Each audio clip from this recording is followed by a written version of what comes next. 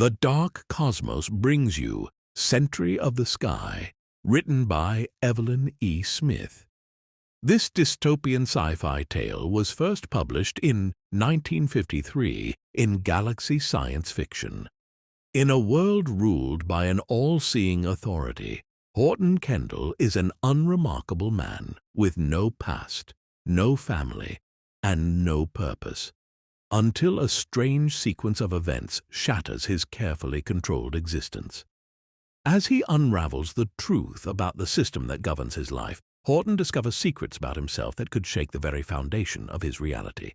But in a society where rebellion means annihilation, can Horton risk uncovering who he truly is? Strap in, dear cosmonauts. As we begin our dystopian journey.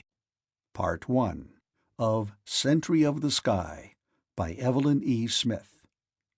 Clary had checked in at Classification Center so many times that he came now more out of habit than hope. He didn't even look at the card that the test machine dropped into his hand until he was almost to the portway. And then he stopped. "Report to Room 33 for reclassification," it said. 10 years before, Clary would have been ecstatic, sure that the reclassification could be only in one direction. The machine had not originally given him a job commensurate with his talents. Why should it suddenly recognize them? He'd known of people who had been reclassified, always downward. "I'm a perfectly competent sub-archivist," he told himself. "I'll fight." But he knew fighting wouldn't help. All he had was the right to refuse any job he could claim was not in his line. The government would then be obligated to continue his existence. There were many people who did subsist on the government dole, the aged and the deficient and the defective, and creative artists who refused to trammel their spirits and chose to be ranked as unemployables. Clary didn't fit into those categories. Dispiritedly, he passed along innumerable winding corridors and up and down ramps that twisted and turned to lead into other ramps and corridors. That was the way all public buildings were designed. It was forbidden for the government to make any law-abiding individual think the way it wanted him to think, but it could move him in any direction it chose, and sometimes that served its purpose as well as the reorientation machines. So the corridors he passed through were in constant eddying movement, with a variety of individuals bent on a variety of objectives. For the most part, they were of low-echelon status, though occasionally an upper echelon flashed his peremptory way past. Even though most LEs attempted to ape the UE dress and manner, you could always tell the difference. You could tell the difference among the different levels of LE, too, and there was no mistaking the unemployables in their sober gray habits, devoid of ornament. It was, Clary sometimes thought when guilt feelings bothered him, the most aesthetic of costumes.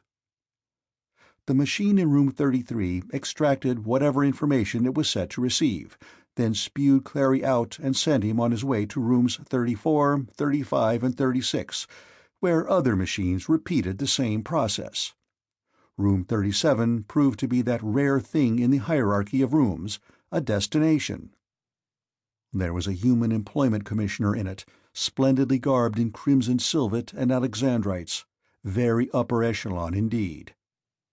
He wore a gold mask, a common practice with celebrities who were afraid of being overwhelmed by their admirers, an even more common practice with UE non-celebrities who enjoyed the thrill of distinguished anonymity. Then Clary stopped looking at the commissioner. There was a girl sitting next to him, on a high-backed chair like his. Clary had never seen a UE girl so close before. Only the greater archivists had direct contact with the public, and Clary wasn't likely to meet a UE socially, even if he'd had a social life. The girl was too fabulous for him to think of her as a woman, a female, but he would have liked to have her in his archives, in the glass case with the rare editions. "Good morning, Sub-Archivist Clary," the man said mellowly. "Good of you to come in. There's rather an unusual position open, and the machines tell us you're the one man who can fill it. Please sit down." He indicated a small, hard stool. Clary remained standing. "I've been a perfectly competent sub-archivist," he declared. "If MacFingal if there has been any complaints, I should have been told first." "There have been no complaints. The reclassification is upward." "You mean I've made it as a musician?" Clary cried, sinking to the hard little stool in joyful agony. "Well, no, not exactly a musician. But it's a highly artistic type of job with possible musical overtones." Clary became a hollow man once more. No matter what it was, if it wasn't as duly accredited musician, it didn't matter. The machine could keep him from putting his symphonies down on tape, but it couldn't keep them from coursing in his head. That it could never take away from him. Or the resultant headache either. "What is the job, then?" he asked dully. "A very important position, sub-archivist. In fact, the future welfare of this planet may depend on it." "It's a trick to make me take a job nobody else wants," Clary sneered. "And it must be a pretty rotten job for you to go to so much trouble." The girl, whom he'd almost forgotten, gave a little laugh. Her eyes, he noticed, were hazel. There were LE girls, he supposed, who also had hazel eyes, but a different hazel. "Perhaps this will convince you of the job's significance," the interviewer said huffily. He took off his mask and looked at Clary with anticipation. He had a sleek, ordinary, middle-aged to elderly face. There was an awkward interval. "Don't you recognize me?" he demanded. Clary shook his head. The girl laughed again. "A blow to my ego, but proof that you're the right man for this job. I'm General Spano. This is my mistress, Secretary Valard." The girl inclined her head. "At least you must know my name," Spano said querulously.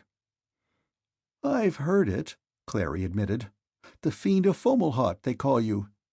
He went on before he could catch himself and stop the words. The girl clapped her hand over her mouth, but the laughter spilled out over and around it. Pretty UE laughter. Spano finally laughed too. "It's a phrase that might be used about any military man. One carries out one's orders to the best of one's ability." "Besides," Clary observed in a non-archivistic manner, "what concern have I with your military morality?" "He's absolutely perfect for the job, Steph," she cried. "I didn't think the machines were that good." "We mustn't underestimate the machines, Han," Spano said. "They're efficient, very efficient. Someday they'll take over from us." "There are some things they'll never be able to do," she said. Her hazel eyes lingered on Clary's. "Aren't you glad, Archivist?" "Sub-archivist," he corrected her frostily. "And I hadn't really thought about it." "That's not what the machines say, Sub-archivist," she told him, her voice candy-sweet. "They deep-probed your mind. You don't do anything, but you've thought about it a lot, haven't you?" Carrie felt the blood surge up. "My thoughts are my own concern. You haven't the right to use them to taunt me." "But I think you're attractive," she protested. "Honestly, I do. In a different way. Just go to a good tailor, put on a little weight, dye your hair, and I wouldn't be different any more," Clary finished. That wasn't true. He would always be different. Not that he was deformed, just unappealing. He was below average height, and his eyes and hair and skin were too light. In the past, he knew, there had been pale races and dark races on Earth. With the discovery of other intelligent life-forms to discriminate against together, the different races had fused into a swarthy unity. Of course he could hide his etiolation with dye and cosmetics, but those of really good quality cost more than he could afford, and cheap maquillage was worse than none. Besides, why should his appearance mean anything to anybody but himself? He'd had enough beating around the bush. "Would you mind telling me exactly what the job is?" "Intelligence agent," said Spano. "Isn't it exciting?" she put in. "Aren't you thrilled?" Clary bounced angrily from his chair. "I won't sit here and be ridiculed." "Why ridiculed?" Spano asked. "Don't you consider yourself an intelligent man?" "Being an intelligence agent has nothing to do with intelligence," Clary said furiously. "The whole thing's silly, straight out of the Tri-Dies." "What do you have against the Tri-Dies, Sub-Archivist?" Spano's voice was very quiet. "Don't you like any of them?" the girl said. "I just adore Sentries of the Sky." Her enthusiasm was tinged obscurely with warning. "Well, I enjoy it too," Clary said, sinking back to the stool. "It's very entertaining, but I'm sure it isn't meant to be taken seriously." "Oh, but it is, Sub-Archivist Clary," Spano said. "Sentries of the Sky happens to be produced by my bureau. We want the public to know all about our operations, or as much as it's good for them to know, and they find it more palatable in fictionalized form." "Documentaries always get low ratings," the girl said, "and you can't really blame the public. Documentaries are dull. Myself, I like a love interest." Her eyes rested lingeringly on Clary's. "They must think I'm a fool," Clary thought. "Yet why would they bother to fool me?" "But am I given to understand," he said to Spano, "even by the Tri-Dies, that an intelligence agent needs special training, special qualifications?" "In this case, the special qualifications outweigh the training. And you have the qualifications we need for Morland." "According to the machines, all I'm qualified for is human filing cabinet. Is that what you want?" Spano was growing impatient. "Look, Clary, the machines have decided that you are not a musician. Do you want to remain a sub-archivist for the rest of your days, or will you take this other road? Once you're on a UE level, you can fight the machines. Tape your own music if you like." Clary said nothing, but his initial hostility was ebbing slowly away. "I wanted to be a writer," Spano said. "The machines said no. So I became a soldier, rose to the top. Now, this is in strictest confidence, I write most of the episodes of Sentries of the Sky myself. There's always another route for the man with guts and vision, and above all, faith. Why don't we continue the discussion over lunch?" It was almost unthinkable for LE and UE to eat together. For Clary this was an honor, too great an honor, and there was no way out of it. Spano and the girl put on their masks. The general touched a section of the wall, and it slid back. There was a car waiting for them outside. It skimmed over the delicately wrought, immensely strong bridges that, together with the tunnels, linked the great glittering metropolis into a vast, efficient whole. Spano was not really broad-minded. Although they went to the Aurora Borealis, it was through a side door, and they were served in a private dining room. Clary was glad and nettled at the same time. The first few mouthfuls of the food tasted ambrosial. Then it cloyed, and Clary had to force it down with a thin, almost astringent pale blue liquid. In itself, the liquor had only a mild, slightly pungent taste, but it made everything else increasingly delightful. The warm, luxurious little room, the perfume that wafted from the air-conditioning ducts. Valard. "Martian mountain wine," she warned him. "Rather overwhelming if you're not used to it, and sometimes even if you are." Her eyes rested on the general. "But there are no mountains on Mars," Clary said, startled. "That's it," Span chortled. "When you've drunk it, you see mountains." And he filled his glass again. While they ate, he told Clary about Morland, its beautiful climate, light gravity, intelligent and civilized natives. Though the planet had been known for 2 decades, no one from Earth had ever been there except a few selected government officials, and, of course, the regular staff posted there. "You mean it hasn't been colonized yet?" Clary was relieved, because he felt he should, as an archivist, have known more about the planet than its name and coordinates. Why? It sounds like a splendid place for a colony. The natives, Spano said. There were natives on a lot of the planets we colonized. You disposed of them somehow. By coexistence in most cases, Sub-Archivist, Spano said dryly. We found it best for Terrans and natives to live side by side in harmony. We dispose of a race only when it's necessary for the greatest good. And we would especially dislike having to dispose of the Damorlanti. What's wrong with them? Clary asked, pushing away his half-finished creme brulee a la Betelgeuse with a sigh. Are they excessively belligerent, then? No more belligerent than any intelligent life form that has pulled itself up by its bootstraps. Rigid? Clary suggested. Unadaptable? Intolerant? Indolent? Personally offensive? Spano smiled. He leaned back with half-shut eyes, as if this were a guessing game. None of those. Then why consider disposing of them? Clary asked. They sound pretty decent for natives. Don't wipe them out. Even an ILF has a right to live. Clary, the girl said, you're drunk. I'm in full command of my faculties, he assured her. My wits are all about me, moving me to ask how you could possibly expect to use a secret agent on Morland if there are no colonists. What would he disguise himself as? A Turing Earth official? He laughed with modest triumph. Spano smiled. He could disguise himself as one of them. They're humanoid. That humanoid?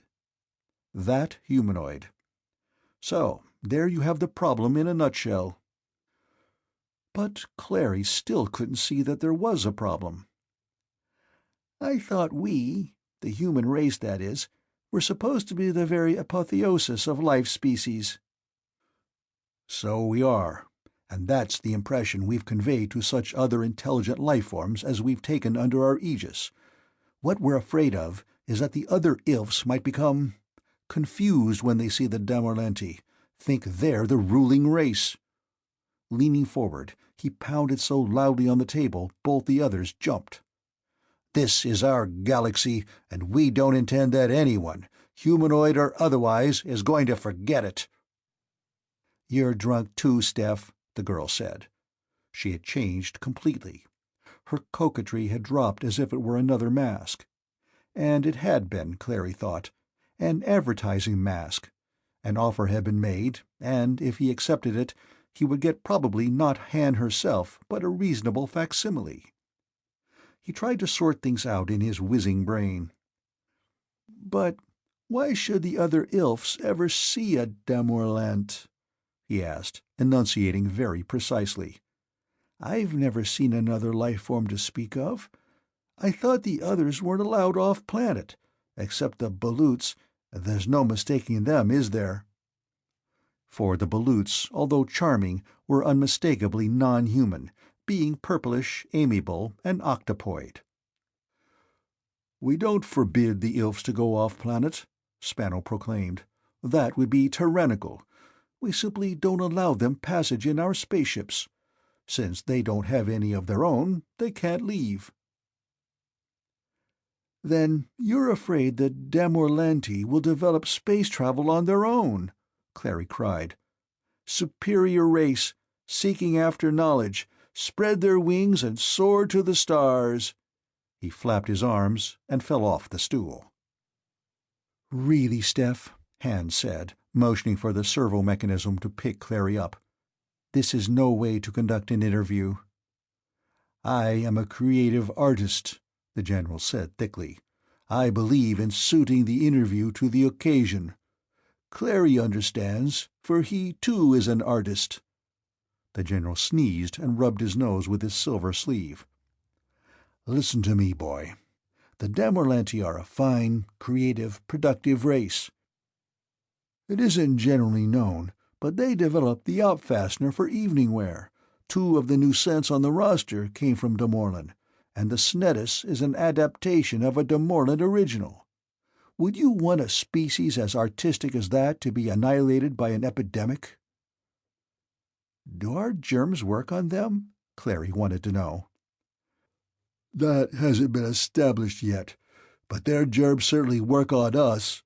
The general sneezed again. That's where I got this sinus trouble, last voyage to Morland. But you'll be inoculated, of course. Now we know what to watch out for, so you'll be perfectly safe. That is, as far as disease is concerned. His face assumed a stern, noble aspect. Naturally, if you're discovered as a spy, we'll have to repudiate you. You must know that from the Tridis. But I haven't said I would go, Clary howled, and I can't see why you'd want me anyway. Modest, the general said, lighting a smoke-stick. An admirable trait in a young intelligence operative, or indeed anyone. Have a smoke-stick? Clary hesitated. He had never tried one. He had always wanted to. Don't, Clary, the girl advised. You'll be sick.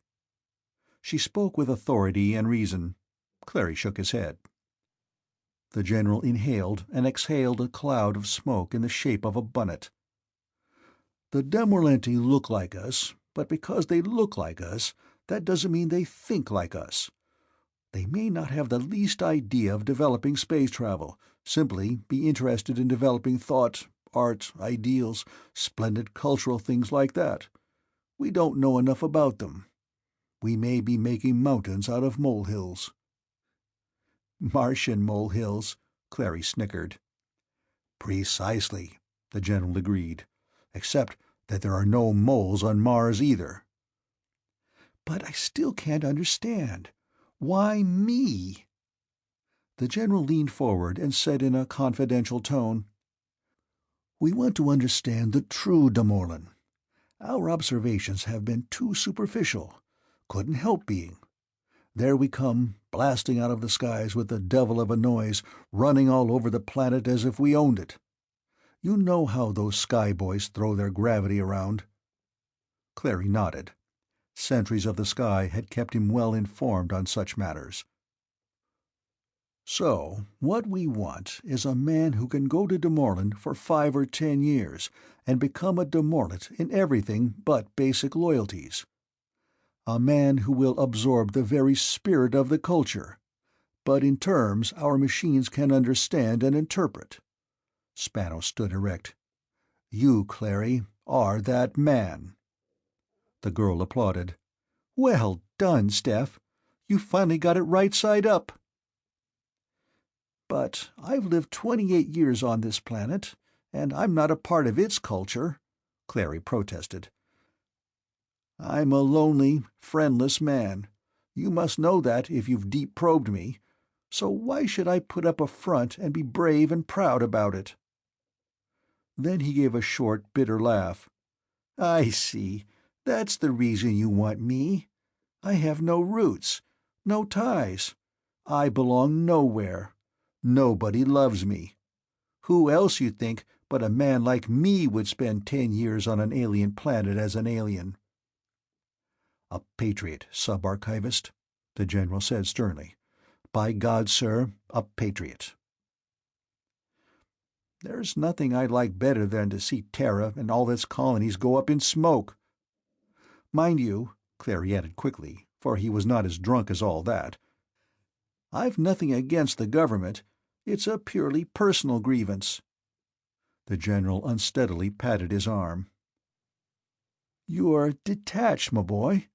You can examine an alien planet objectively, without trying to project your own cultural identity upon it, because you have no cultural identity. How about physical identity? Clary asked. They can't be exactly like us, against the laws of nature. The laws of man are higher than the laws of nature, the general said, waving his arm. A gout of smoke curled around his head and became a halo. Very slight matter of plastic surgery. We'll change you back as soon as you return. Then he sat down heavily. How many young men in your position get an opportunity like this? Permanent UE status, 100,000 credits a year, and of course, on Morland, you'll be on an expense account. Our money's no good there. By the time you got back, there'd be about $1.5 million waiting for you, with interest. You could buy all the instruments and tape all the music you wanted.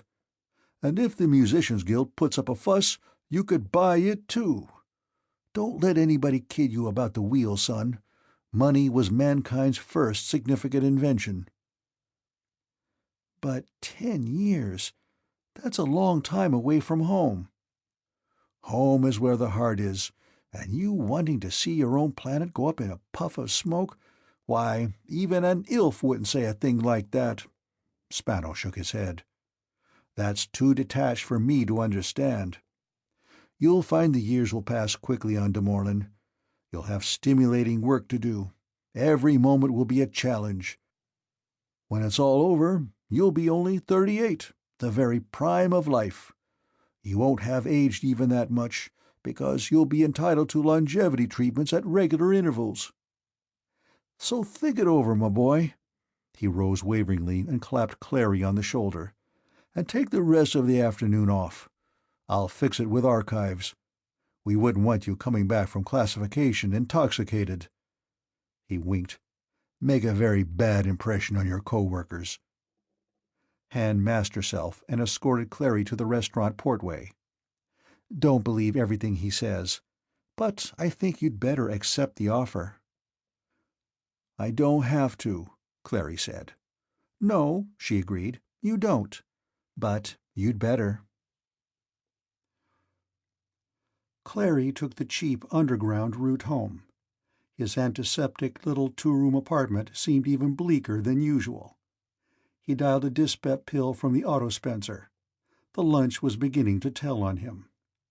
And that evening he could even take an interest in Sentries of the Sky, which, though he'd never have admitted it, was his favorite program. He had no friends. Nobody would miss him if he left Earth or died or anything. The General's right, he thought. I might as well be an alien on an alien planet. At least I'll be paid better.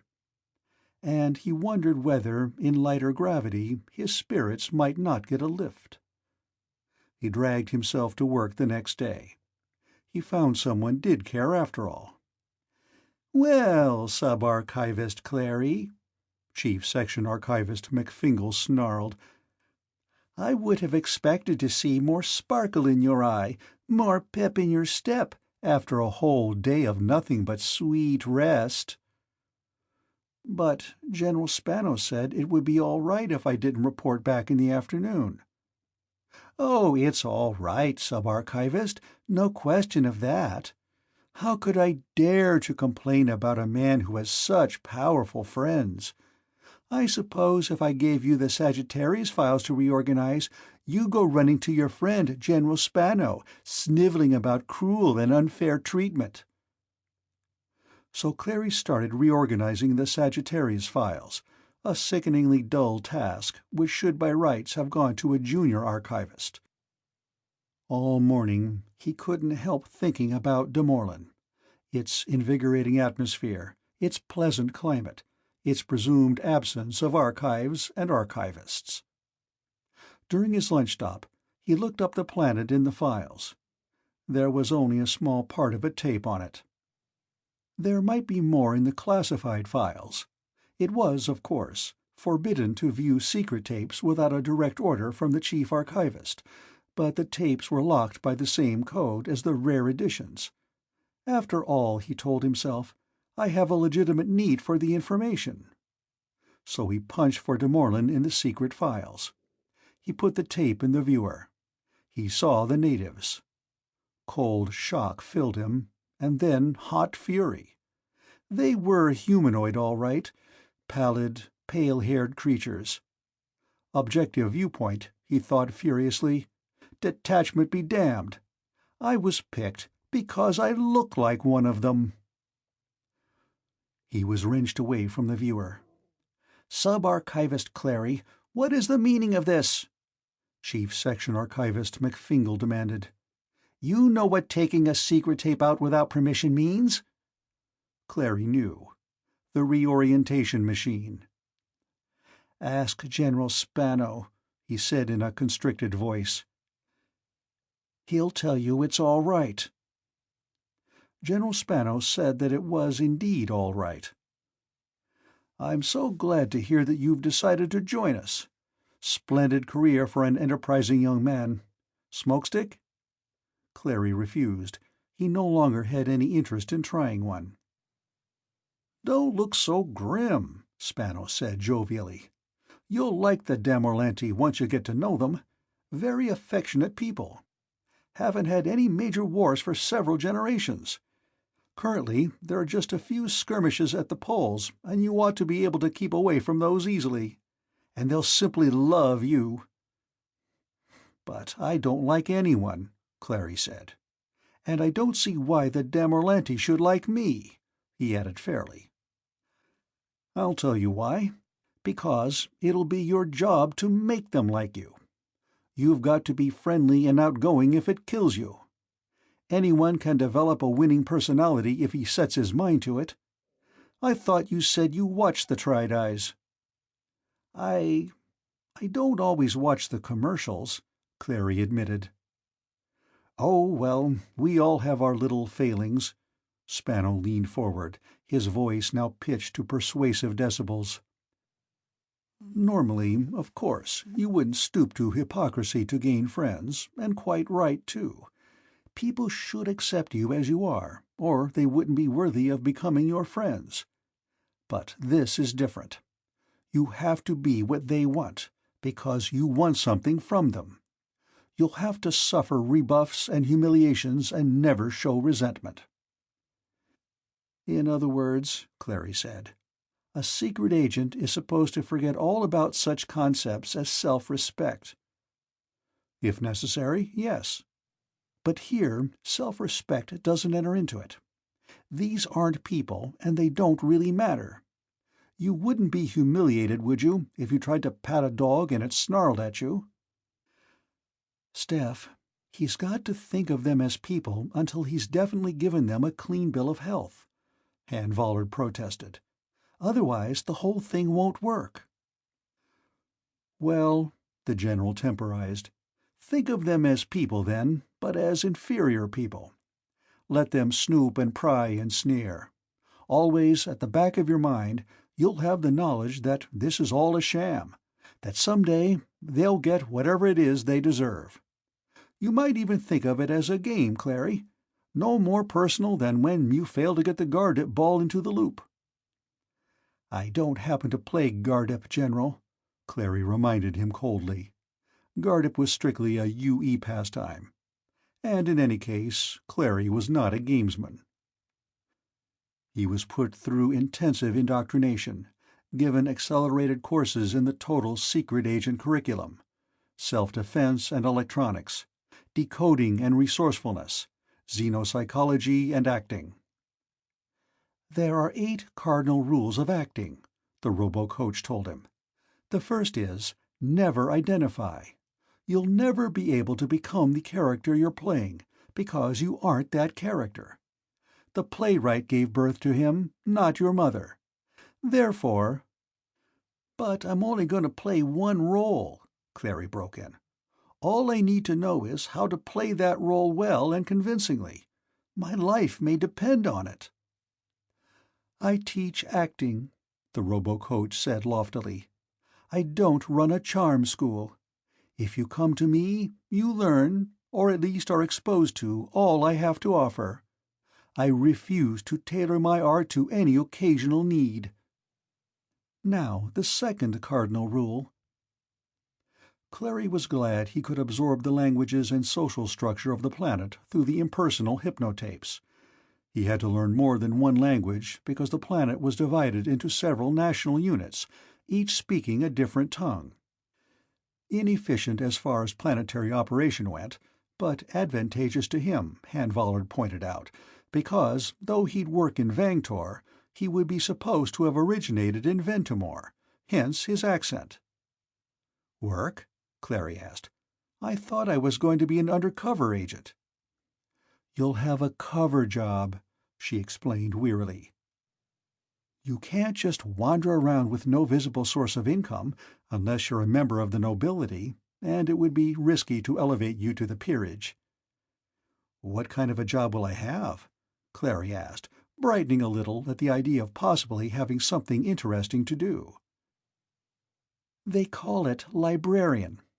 I'm not exactly sure what it is, but Colonel Blinn, he's our chief officer on the planet, says that after indoctrination you ought to be able to handle it." Clary already knew that jobs on Morland weren't officially assigned, but that employer and employee somehow managed to find each other and work out arrangements themselves. Sometimes, Han now explained, employers would advertise for employees. Colonel Blinn had answered such a job in Vangtor on his behalf from an accommodation address in Ventimore. "You were hired sight unseen, because you came cheap, so they probably won't check your references. Let's hope not anyway."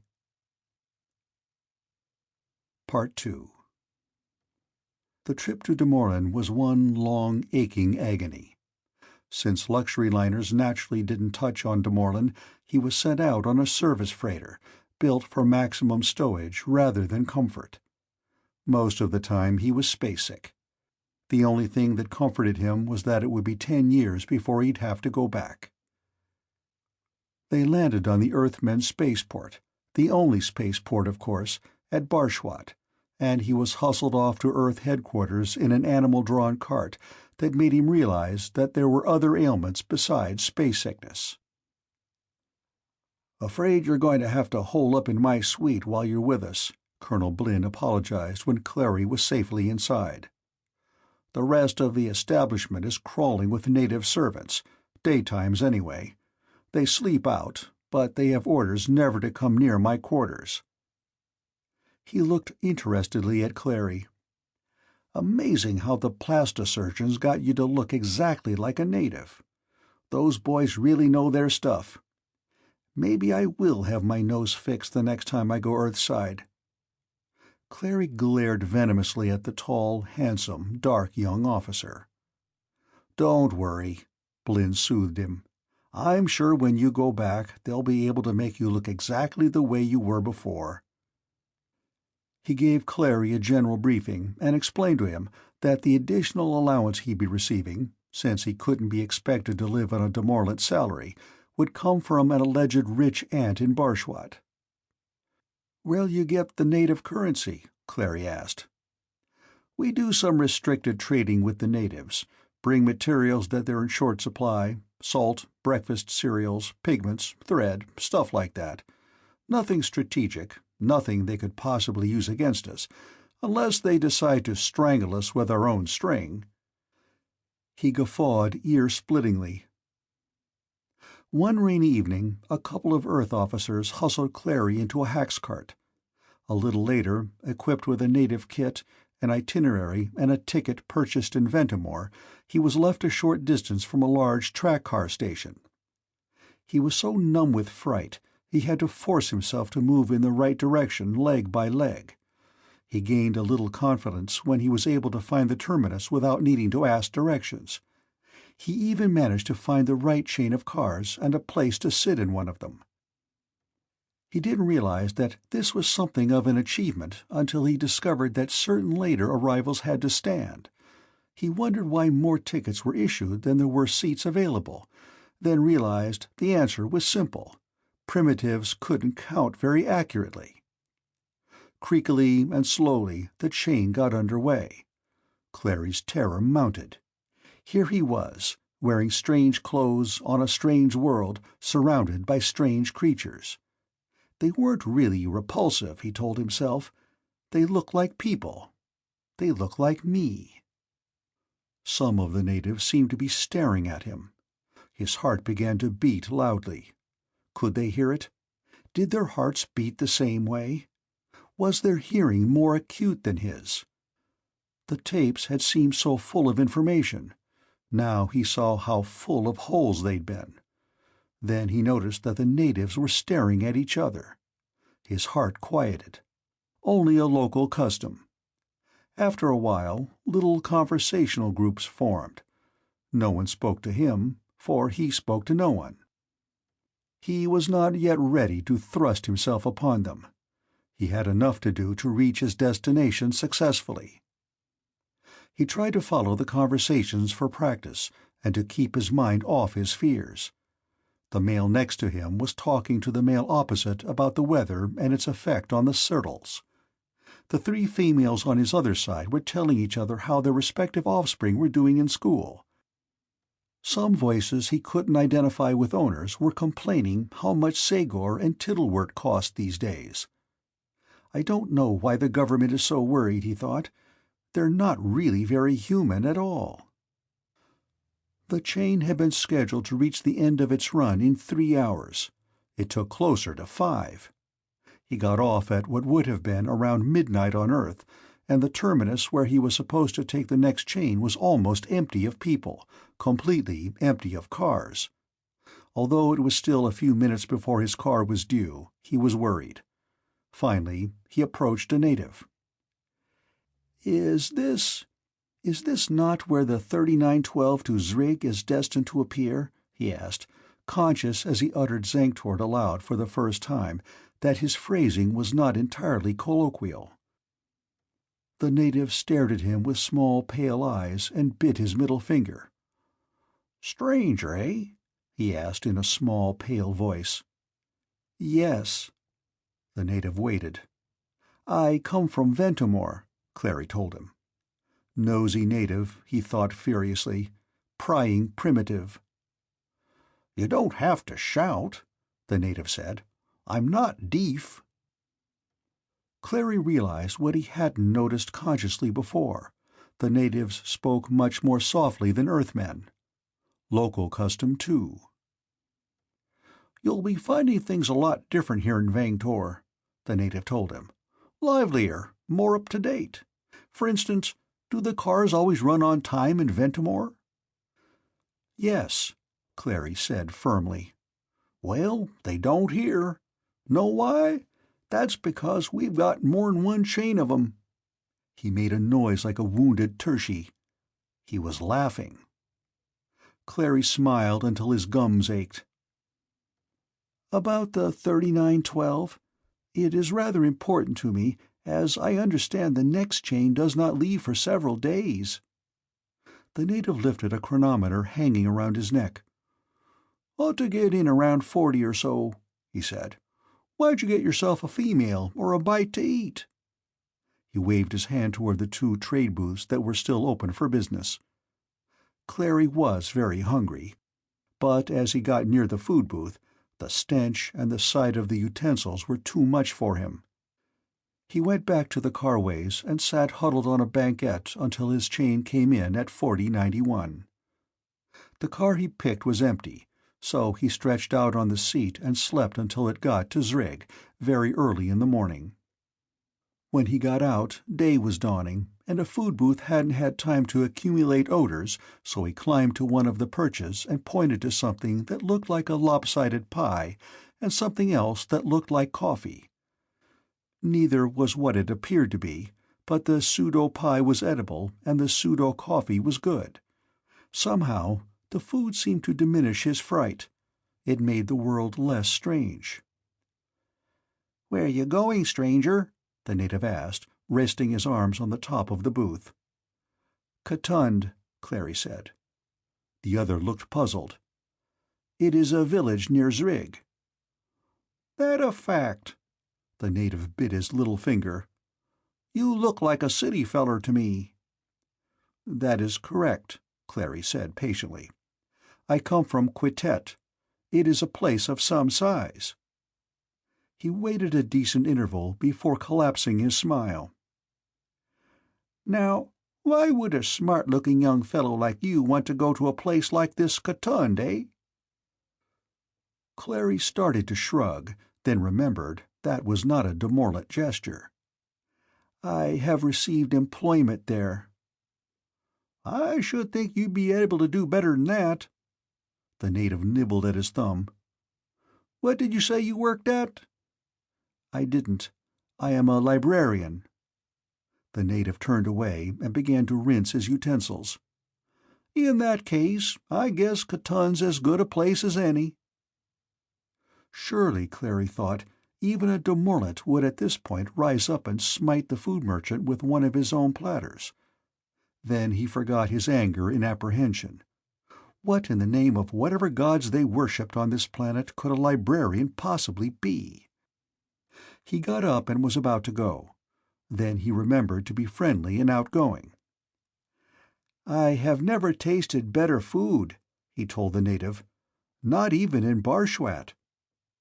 The native picked up the coin Clary had left by way of a tip and bit it. Apparently it passed the test.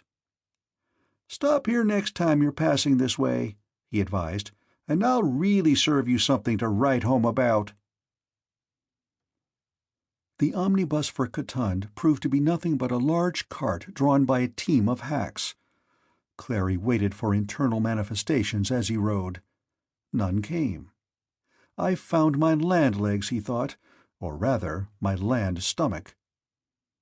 And with the hacks jogging along the quiet lanes of Vangtor, he found himself almost at peace. Earth was completely urbanized. There were great metropolises. There were the parks, there were the oceans. That was all. So to him, the Vangtort countryside looked like a huge park, with grass and trees and flowers that were slightly unrealistic in color, but beautiful just the same, even more perhaps. It was idyllic. There's bound to be some catch, he thought. The other passengers, who'd been talking together in low tones, turned toward Clary. "You'll be the new librarian, I take it," the tallest observed. He was a bulky creature, wearing a rich but sober cloak that came down to his ankles. For a moment, Clary couldn't understand him. The local dialect seemed to thicken the words. "Why, yes. How did you know that?" The native wiggled his ears. "Not many folks come to Katund, and a new librarian's expected, so it wasn't hard to figure. Except, you don't look my idea of a librarian." Clary nervously smoothed the dark red cloak that covered him from shoulder to mid-calf. Was it too loud? Too quiet? Too short? "What give you the idea of coming to Katund?" the oldest and smallest of the three asked in a whistling voice. "It's no place anybody who wasn't born here'd choose." "Most young fellers favored the city," the third, a barrel-shaped individual, agreed. "I'd have gone there myself when I was a lad, if Dad hadn't needed somebody to take over the purple fir bush when he was gone." "Maybe he's running away," the ancient sibilated. "When I was a boy, there was a feller from the city came here. Turned out to be a thief." All three stared at Clary. I replied to an advertisement in the Dordogne District Bulletin," he said carefully. "I wished for a position that was peaceful and quiet. I am recovering from an overset of the nervous system." The oldest one said, "That'd account for it right enough." Clary gritted his teeth and beamed at them. "Typical idiot smile," the ancient whispered. "Noticed it myself right off, but I didn't like to say." "Is it right to have a librarian that isn't all there?" the proprietor of the fir bush asked. "Foreigner, too. I mean to say, the young ones use him more'n most." "We've got to take what we can get," the biggest native said. "Katund's funds are running mighty low." "What can you expect when you ballot yourself a salary raise every year?" the old man whistled. The other two made animal noises. Clary must not jump. He must learn to laugh like a tertii if he hoped to be the life of any dormant party. The big one stood up as well as he could in the swaying cart. "Guess I'd better introduce myself," he said, holding out a sturdily shod foot. "I'm Malisaur, headman of Katund. This is Peak. He deals in blots and snarls. And Hanksy here is the innkeeper." "My name is Balt," Clary said. "I am honored by this meeting." And he went through the conventional toe-touching with each one. "Guess you'll be putting up with me until you found permanent quarters, Tillbolt," Hanksy said. "Not that you could do much better than make your permanent home at the Purple Furbush. You'll find life more comfortable than if you lodge with a private family. Being a young unmarried man," he twisted his nose suggestively, "you naturally want a bit of freedom, excitement." "Remember, he's a librarian," Pick whistled. "He might not appreciate as good a time as most young fellers." Clary was glad when a cluster of domes appearing over the horizon indicated that they reached Katund.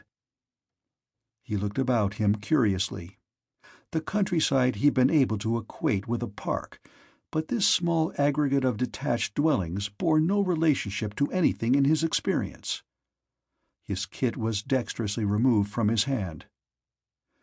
"Guess you'll want to check in first," Hanksy said, "so I'll just take your gear over to the inn for you." He pointed out a small dome shading from lavender at the bottom to rose-pink on the top.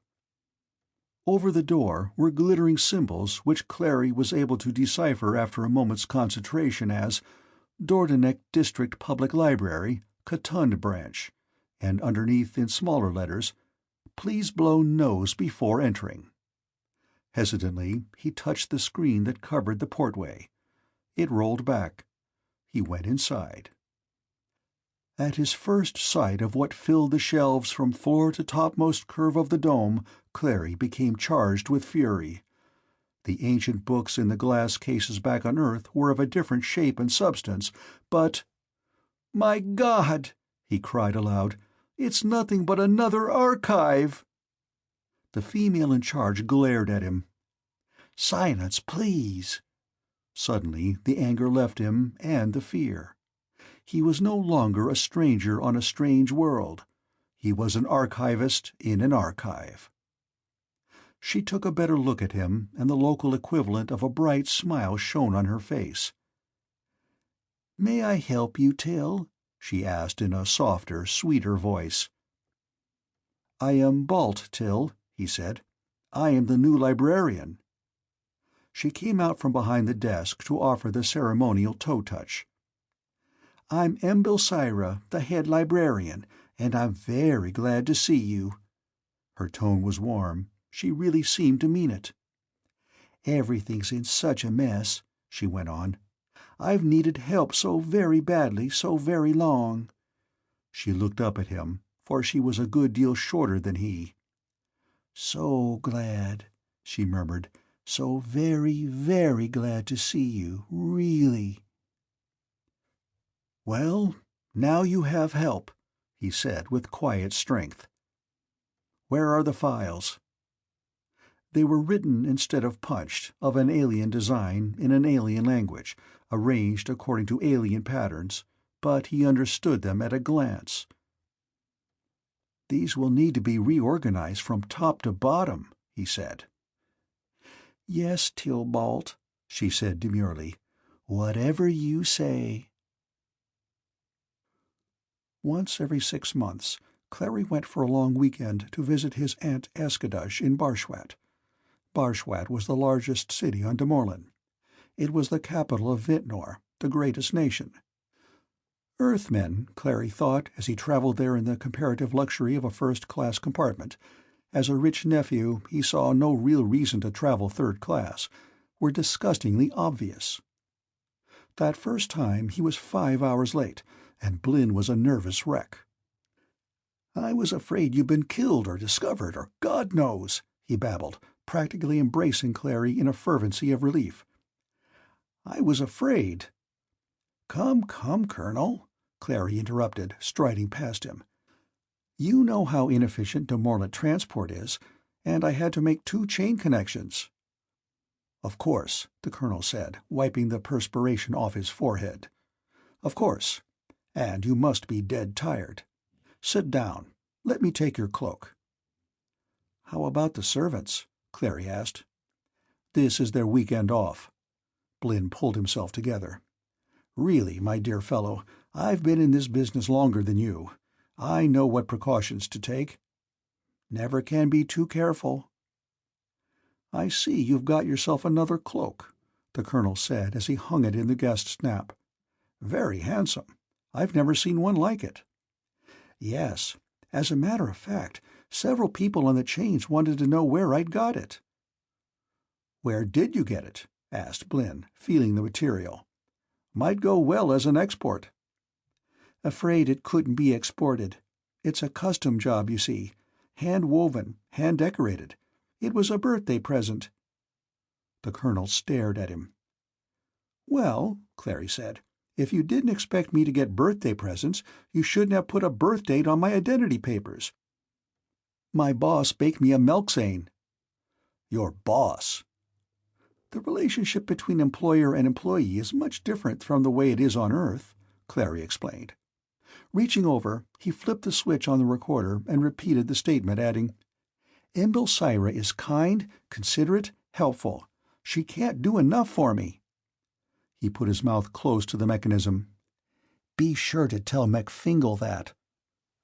Now," the colonel said, turning the switch off.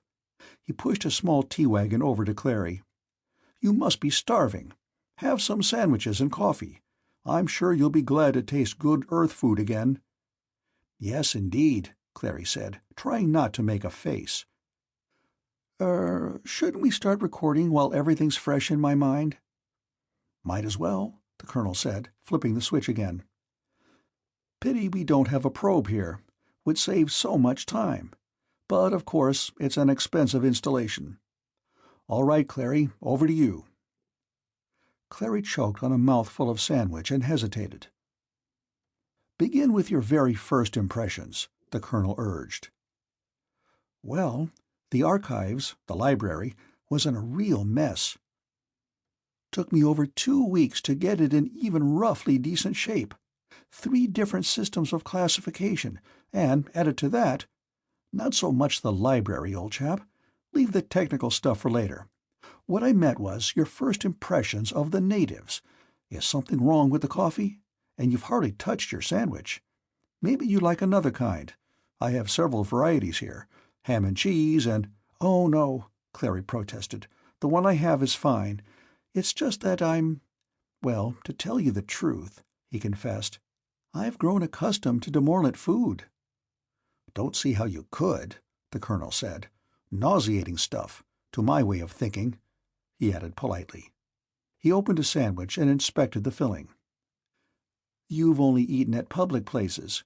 Even the better restaurants don't put themselves out for Earthmen. Say they have no palates, I guess the word would be. But you ought to taste my landlady's cooking. All this is being taped, you know. They'll have to listen to every word on Earth.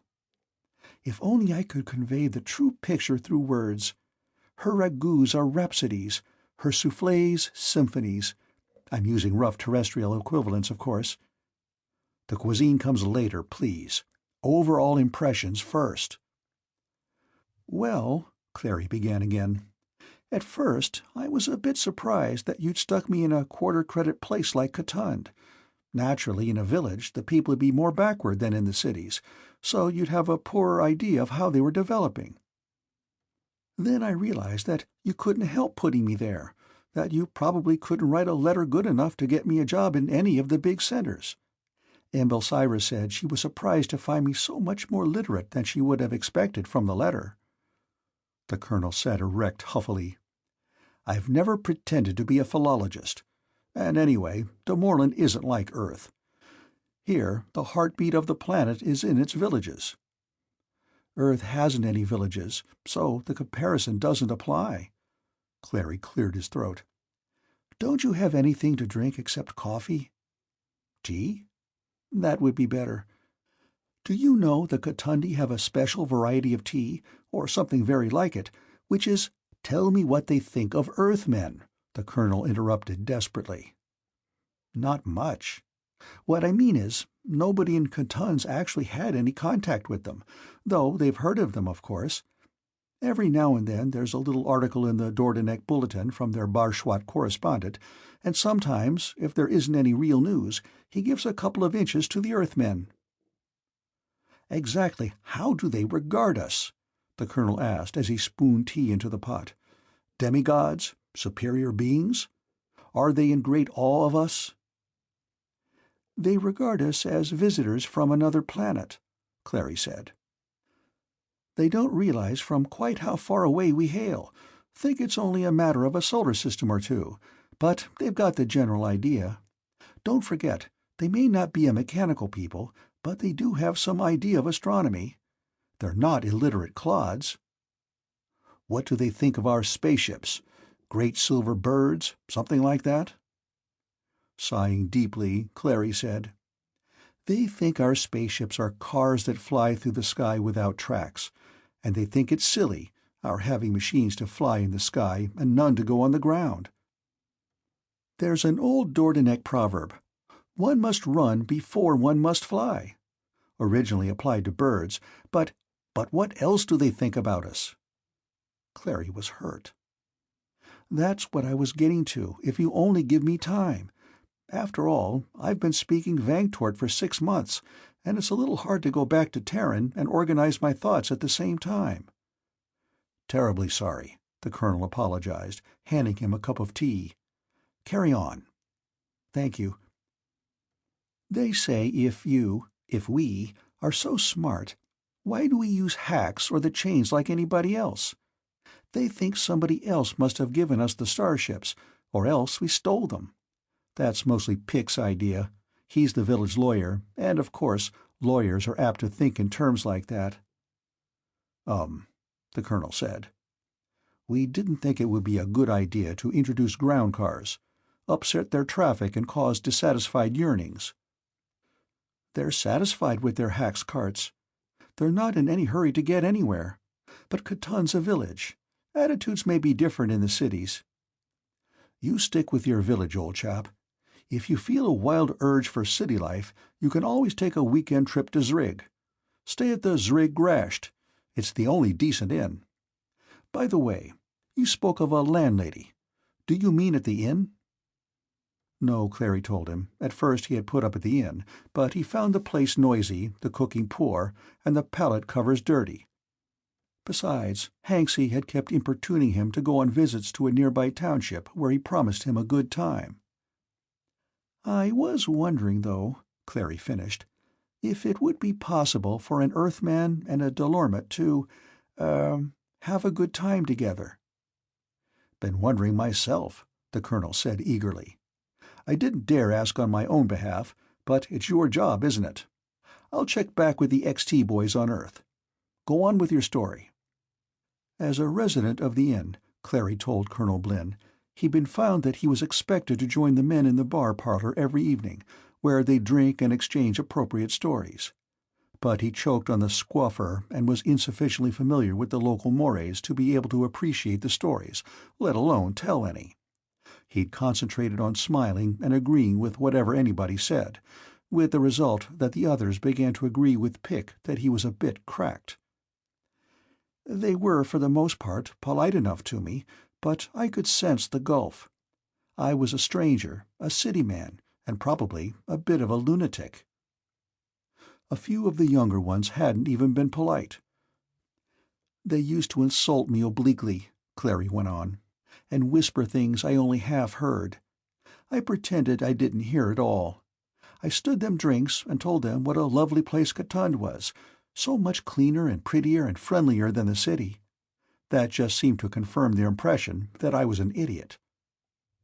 He stopped, took a sip of tea, and continued. "The females were friendly enough, though. Every time they came into the library, they'd always stop for a chat. And they were very hospitable, invited me to outdoor luncheons, temple gatherings, things like that. Imbelsyra, she's the chief librarian, got quite annoyed because she said they made so much noise when they all gathered around my desk." He paused and blushed.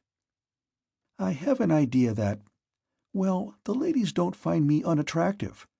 I mean, they're not really ladies. That is, they're perfect ladies. They're just not women." "I'm not a bit surprised," the colonel nodded sagely. "Very well set up young fellow for a native. Only natural they should take a liking to you. And only natural the men shouldn't." Clary gave an embarrassed grin. "One evening I was sitting in the bar parlor, talking to Kukwal and Gasmore, two of the older men. And then Mundus comes in. He's the town muscle boy. You know the type. One in every Tri-Dye series. He was rather unpleasant. I pretended to think he was joking. I've learned to laugh like one of them. Listen. He gave a creditable imitation of an agonized tertii. The colonel shuddered. I'm sure if anything would convince the chaps back on Earth that the Damerlanti aren't human, that would do it. What then? Finally, he made a remark impugning the virility of librarians that I simply could not ignore, so I emptied my mug of squuffer in his face. Stout fellow. I knew he'd attack me and probably beat me up, but I thought that perhaps if I put up a show of courage, they'd respect me. There was something like that in a Sentries of the Sky a year or so ago, but of course you'd have missed that episode. You were up here. Anyhow, as I expected, he hit me. And then I hit him. He smiled reminiscingly into his cup of tea. And then? I beat him, Clary said simply. I still can't figure out how I did it. I think it must be because my muscles are heavier gravity type. He smiled again. And I beat him good. He couldn't dance at the temple for weeks. The colonel's jaw dropped. He's a temple dancer? Chief temple dancer. I was a little worried about that, because I didn't want to get in bad theologically, so I went to the priest and apologized for any inconvenience I might have caused. He said not to worry. Mundus had had it coming to him for a long time, and his one regret was that he hadn't been there to see it. Then we touched toes, and he said he'd like to see a young fellow with brawn who also took an interest in cultural pursuits like reading. He trusted I'd have a beneficial effect on the youth of the village. And then he asked me to fill in for Mundus as chief temple dancer until he, recovered. It's a great honor, you know, he said sharply, as the colonel seemed more moved to mirth than awe. But I've never been much of a dancing man, and that's what I told him. Very well done, the colonel said approvingly. But you still haven't explained where you got lodgings and a landlady. She's Embelsira's mother. I was invited over for dinner from time to time. It's a local custom, he explained as Blynn's eyebrows went up. So when Embelsira told me her mother happened to have a compartment to let with meals included, I jumped at it. Blynn, you really ought to taste those pastries of hers. The colonel managed to divert him onto some of the other aspects of Katund life. When he'd finished taping everything he had to say, the colonel gave him a list of artifacts and small-sized flora and fauna the specialists on Earth wanted him to collect for his next trip, providing he could do so without arousing attention or violating taboos. They shook hands. "Clary," the colonel said, "you've done splendidly. Earth will be proud of you. And you might bring along one or two of those pastries, by the way." Part 3. When Clary got back to Katund, Embelsira and her mother gave a little welcome-home party for him. "Nothing elaborate," the widow said. "Just a few neighbors and friends, some simple refreshments." The tiny residential dome was packed with people. The refreshments, Clary thought, as he munched industriously, were magnificent. But then he'd been forced to live on Earth food for a weekend, so he was no judge. After they'd finished eating, the young people folded the furniture, and while one of the boys played upon a curious instrument that was string and percussion and brass all at once, the others danced. Clary made no attempt to participate. In his early youth he'd flopped at the Earth hops, and the Damerlanti had a distinctly more Dionysian culture than his home-world. He stood and watched them leaping and twirling. When they dropped, temporarily exhausted, he made his way over to the musician, whom he recognized as one of Peake's numerous grandsons. This one was Rini, he thought. "Is that difficult to learn?" he asked, touching the instrument. "The Uillerin is extremely difficult," the boy said importantly. "It takes years and years of practice. And you've got to have the touch to begin with. Not many do. All our family have the touch, my brother Eirik most of all. He's in Bwat, studying to be a famous musician." Clary looked at the Ulleran with unmistakable wistfulness. "Care to try it?" the boy asked. "But mind, you have to pay for any bladders you burst." "I shall be very careful," Clary said, taking the instrument reverently in his hands. He had never touched a musical instrument before. An earth instrument would have been no less unfamiliar, no more wonderful. Gently he began to pluck and bang and blow, in imitation of the way the boy had done, and though the sounds that came out didn't have the same smoothness, still they didn't fall harshly on his ears. The others stopped talking and listened. It would have been difficult for them to do otherwise, as he was unable to find the muting device. "Sounds like the death wail of a Hicks," Pick sibilated, but he added grudgingly, "Foreigner or not, I have to say this for him. He's got the touch." "Yes, he's got the touch," others agreed. "You can always tell." Rennie smiled at Clary. "I believe you do. I'll teach you to play if you like." "I would, very much." Clary was about to offer to pay for the lessons. Then he remembered that, though this would have been the right thing on Earth, it would be wrong on Morland. "If it is not too much trouble," he finished. "It's the kind of trouble I like." The boy twisted his nose at Clary. "Sometime you can hide the reserved books for me." After the guests had gone, Clary insisted on helping the women with the putting away. "Well, as long as Ambelsira has a pair of brawny arms to help her," the widow yawned, "I might as well be getting along to my pallet. I seem to get more and more tired these days. Old age, I expect. One day I'll be so tired I'll never wake up, and Ambelsira'll be alone, and what'll she do, poor thing? Who can live on a librarian's salary? Now, on 2 librarians' salaries—" "Mother," Ambelsira interrupted furiously, "you go to bed." She did, hurriedly. "Don't worry, Ambelsira," Clary said. "She will be weaving away for decades yet. Everybody says she's the best weaver in the district," he added, to change the subject. "Yes," Ambelsira said, as they gathered all the oddments the guests had left. "She's been offered a lot of money to go to work in Zrig, but she won't leave Katund. She was born here, and so were her parents."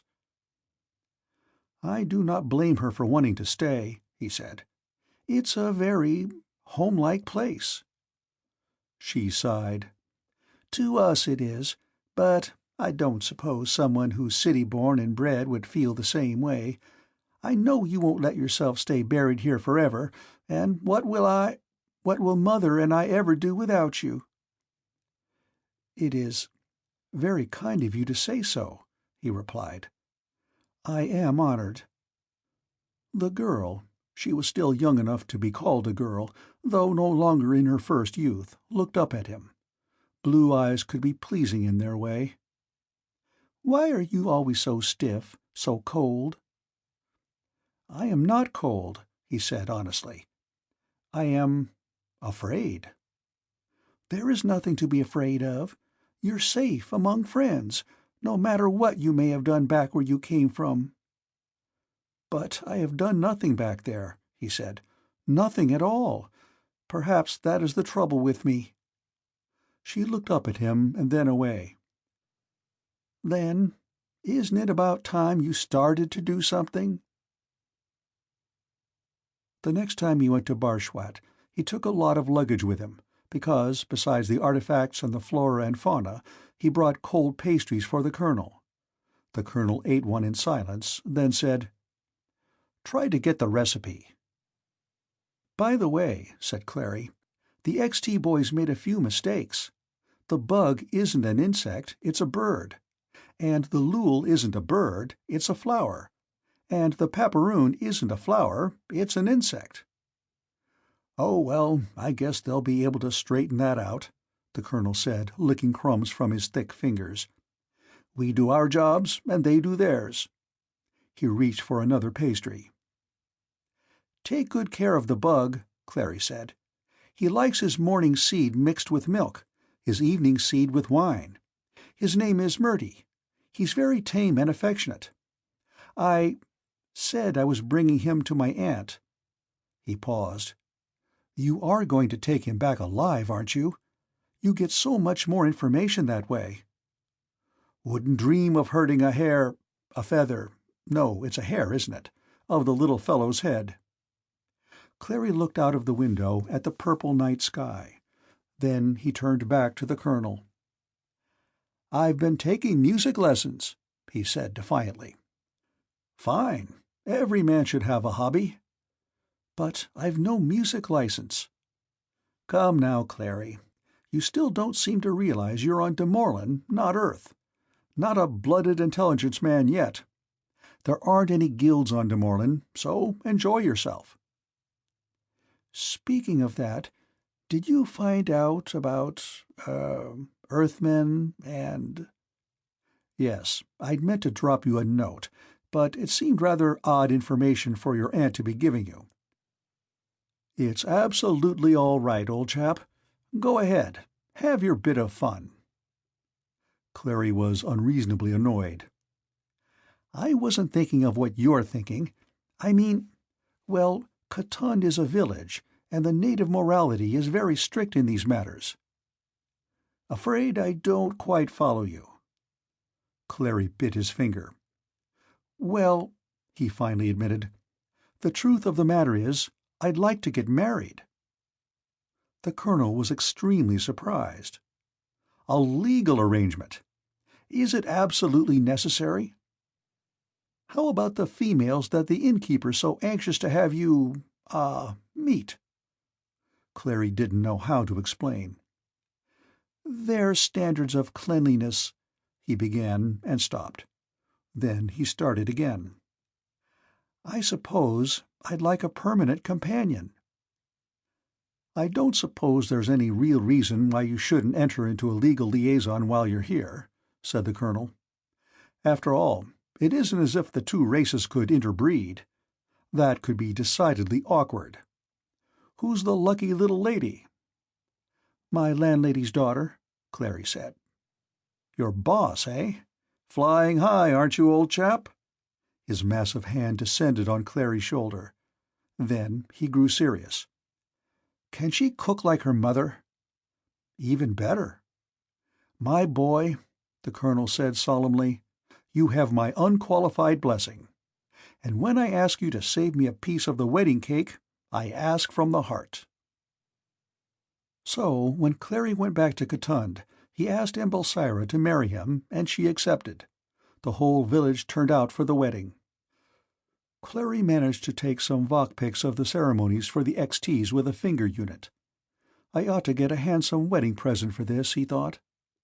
And, to his surprise, on the wedding day, an elaborate jewel-studded toilet service did arrive from Bwat, with the affectionate regards of his aunt, who was too ill to travel. They tie up everything, he thought, but he knew it was a little more than simply remembering to pick up a loose end.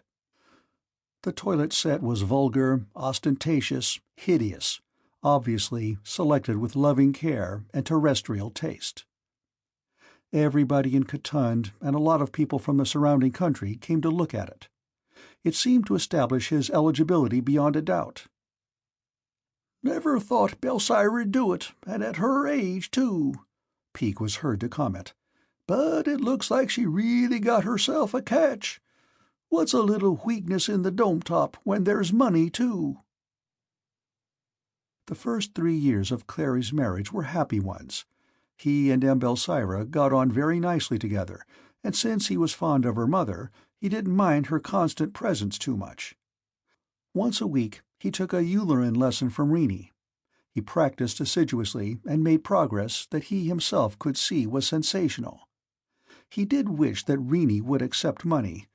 It would have been so much less of a nuisance than replacing the music books the boy stole from the library, but he couldn't expect local customs to coincide with his own. The money, of course, didn't matter. He still wasn't living up to his allowance, although he was beginning to spread himself on elaborate custom-made cloaks and tunics. On Earth he had dressed soberly, according to his status, but here he felt entitled to cut a dash. At the colonel's request, on his next trip to Bwat, he brought his uillerin and taped some native melodies. "I like 'em," the colonel said, nodding his head emphatically. "Catchy, very catchy. Hope the XTs appreciate them. They don't usually like music if it sounds at all human." And catching the look on Clary's face, "Well, you know what I mean. To them, if a tune can be hummed, it isn't authentic." News of Clary's skill on the uillerin spread through the countryside. When he played in the temple concerts, people sometimes came from as far away as Zrig to hear him. Clary was a little disturbed about this, because he didn't subscribe to the local faith. But the high priest said, "My son, music knows no religious boundaries.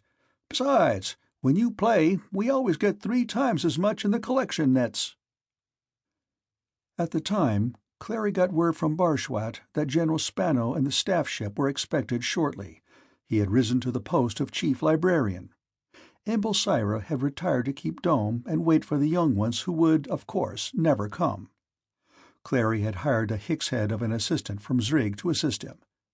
He saw now why the village had originally been grateful to get even a foreigner of doubtful background for the job. "I'm going to have to stay at least a week with Aunt Askush this time," he told his wife. "Legal matters. I think she's drawing up a will or some such," he added, hoping that this would keep Embelsira happy and convinced. Maybe it worked too well. "But why can't I come with you? I've always wanted so much to meet her." "I keep telling you her illness is a disfiguring one. She won't meet strangers. And don't say you're not a stranger. You'd understand, but she's the one who wouldn't. Please, don't nag me, Belser." "Sometimes I think you're a stranger, Balt," Embelsira declared emotionally. "Yes, dear, I'm a stranger, anything you say, but let me get packed." He started folding a robe crookedly, hoping it would distract her into taking over the job. But she leaned against the lintel, staring at him. "Balt, sometimes I wonder if you really have an aunt." The only thing he allowed himself to do was put down the robe he was holding.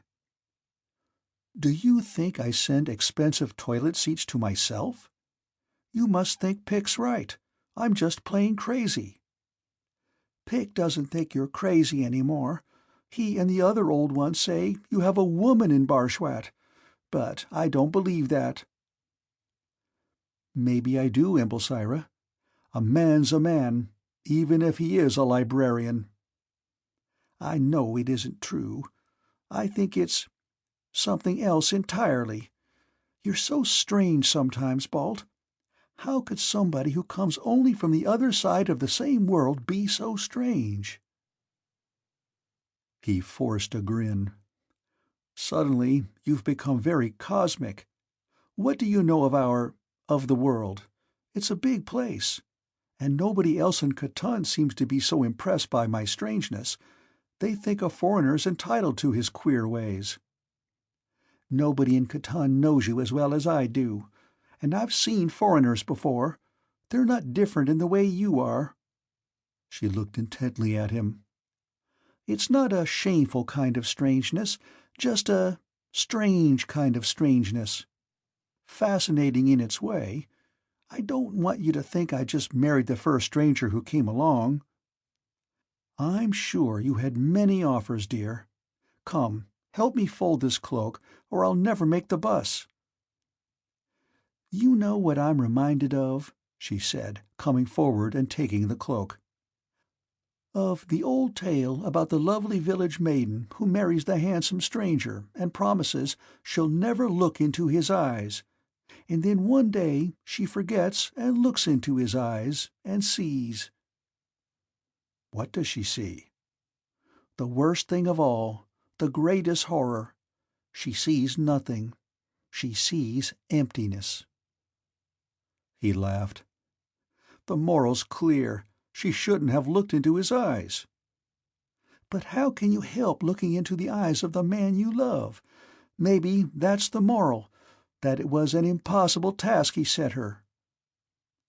In those tales, it's always the man's fault, isn't it? Not much doubt who made them up. Now, Belser, please, I've got to finish packing.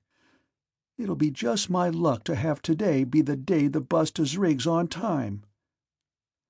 A couple of weeks ago I was in Zrig shopping, and I saw an Earthman, she said, folding his cloak into the kit. The way he walked, the way he moved, reminded me a little of you. It was a long moment before he could speak. Do I look to you like a dark-faced, dark-haired, brown-eyed— I didn't say you were an Earthman, but if Earthmen can travel through the sky, they might be able to do other things, too, maybe even change the way a man looks. He snapped the kit fastener. If you really believe that, you should be careful. Creatures as clever as that might be able to pluck your words from my brain. What if they did? I'm not ashamed, or afraid either. He reached out and patted her arm. Maybe she wasn't afraid, but he was. For her. And for the people of Morland. If there was a deep probe on the staff ship. If only something could happen to him so he could never reach Bwat, Spano wouldn't know. He might guess, but he wouldn't know. He'd have to start all over again, and maybe things would turn out better next time. General Spano and his secretary were waiting in Blynn's office. Clary stretched out his foot in greeting, then recollected himself and reached out his hand. "You see, sir," he said with a too hearty laugh, "I'm really living my part." Spano beamed. "Morland certainly seems to agree with you, my boy. You look positively blooming. Doesn't he, Han?" She nodded grave agreement. The general sniffed. "What's that you two are smoking?"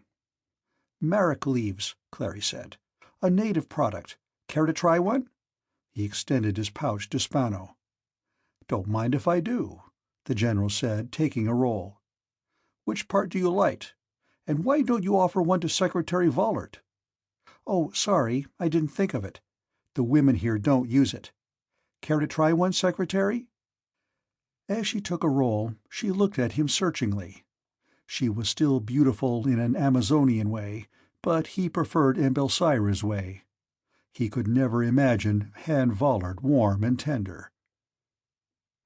"Well, Clary," Spano said, "you seem to be doing a splendid job. I've been absolutely enthralled by your reports." He settled himself behind Blynn's desk. "Pity the information's top secret. It could make a fortune on the Tri-Dyes." Clary bowed. "And those music tapes you sent back created quite a stir. We've brought along some superior equipment. The rig here is good enough for routine work, but we need better fidelity for this.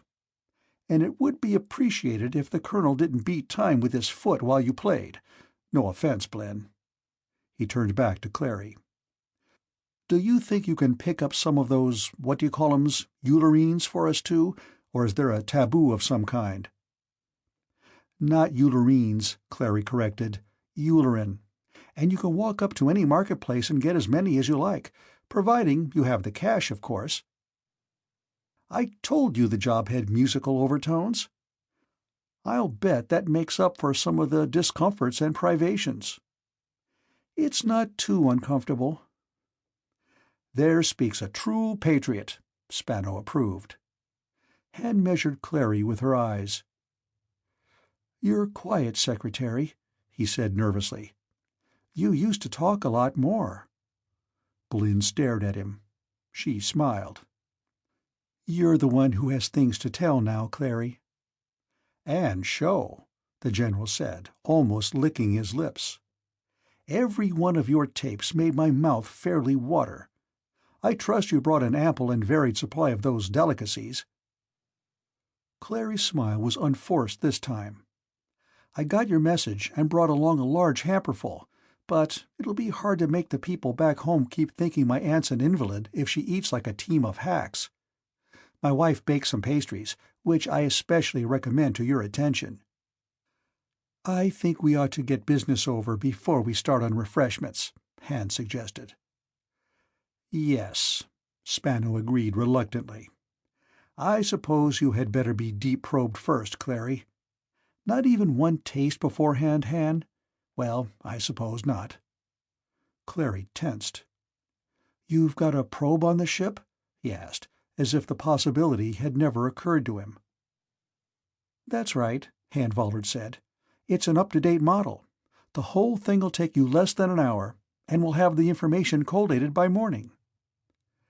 I would prefer not to be deep-probed. You never can tell. It might upset all the conditioning I've received here. Let us worry about that, Clary, she said. He didn't sleep that night. He sat looking out of the window, knowing there was nothing he could do. Embelsira was in danger, her people were in danger, and he couldn't lift a finger to save them. When he came down to breakfast, he saw that the reports had been collated and read. "So, your wife suspects, does she?" the general asked. "Shrewd little creature. You must have picked one of the more intelligent ones." Clary struggled on the pin. "Wives often have strange fancies about their husbands. You mustn't take it too seriously." "How often have you been married, Clary?" Han asked. "Or even linked in liaison? How many married people did you know well back on Earth?" There was no need to answer. She knew all the answers. "I think Clary did a rattling good job," Blinn said stoutly. "It wasn't his fault that she suspects." "Of course not," the general agreed. "Feminine intuition isn't restricted to human females. In fact, in some female ILFs it's even stronger than in humans. The precognitive faculties in the Grua, for example." "What are you going to do?" Clary interrupted bluntly. Han Valard answered him. "Nothing yet. You've got us a lot of information, but it's not enough. You'll have to keep on as you are for another 3 years or so." It was all Clary could do to keep from trembling visibly with relief. "It doesn't even matter too much that one of the natives suspects," Han went on, "as long as she doesn't definitely know." "She doesn't," Clary said, "and she won't. And she won't tell anybody. She'd be afraid for me." But he wasn't all that sure. The Damorlanti didn't hate Earthmen, and they didn't fear them, and so Embelsira wouldn't think it was a shameful thing to be. He was glad he'd already been deep-probed. At least this thought would be safe for 3 years or so. "At any rate, they don't seem antagonistic toward Earthmen," the general said, almost as if he'd read part of Clary's mind. "I think that's nice." Han Valard looked at him. "It's not their attitude toward us that matters. They couldn't do anything if they tried. It's what they are that matters, what they will be that matters even more."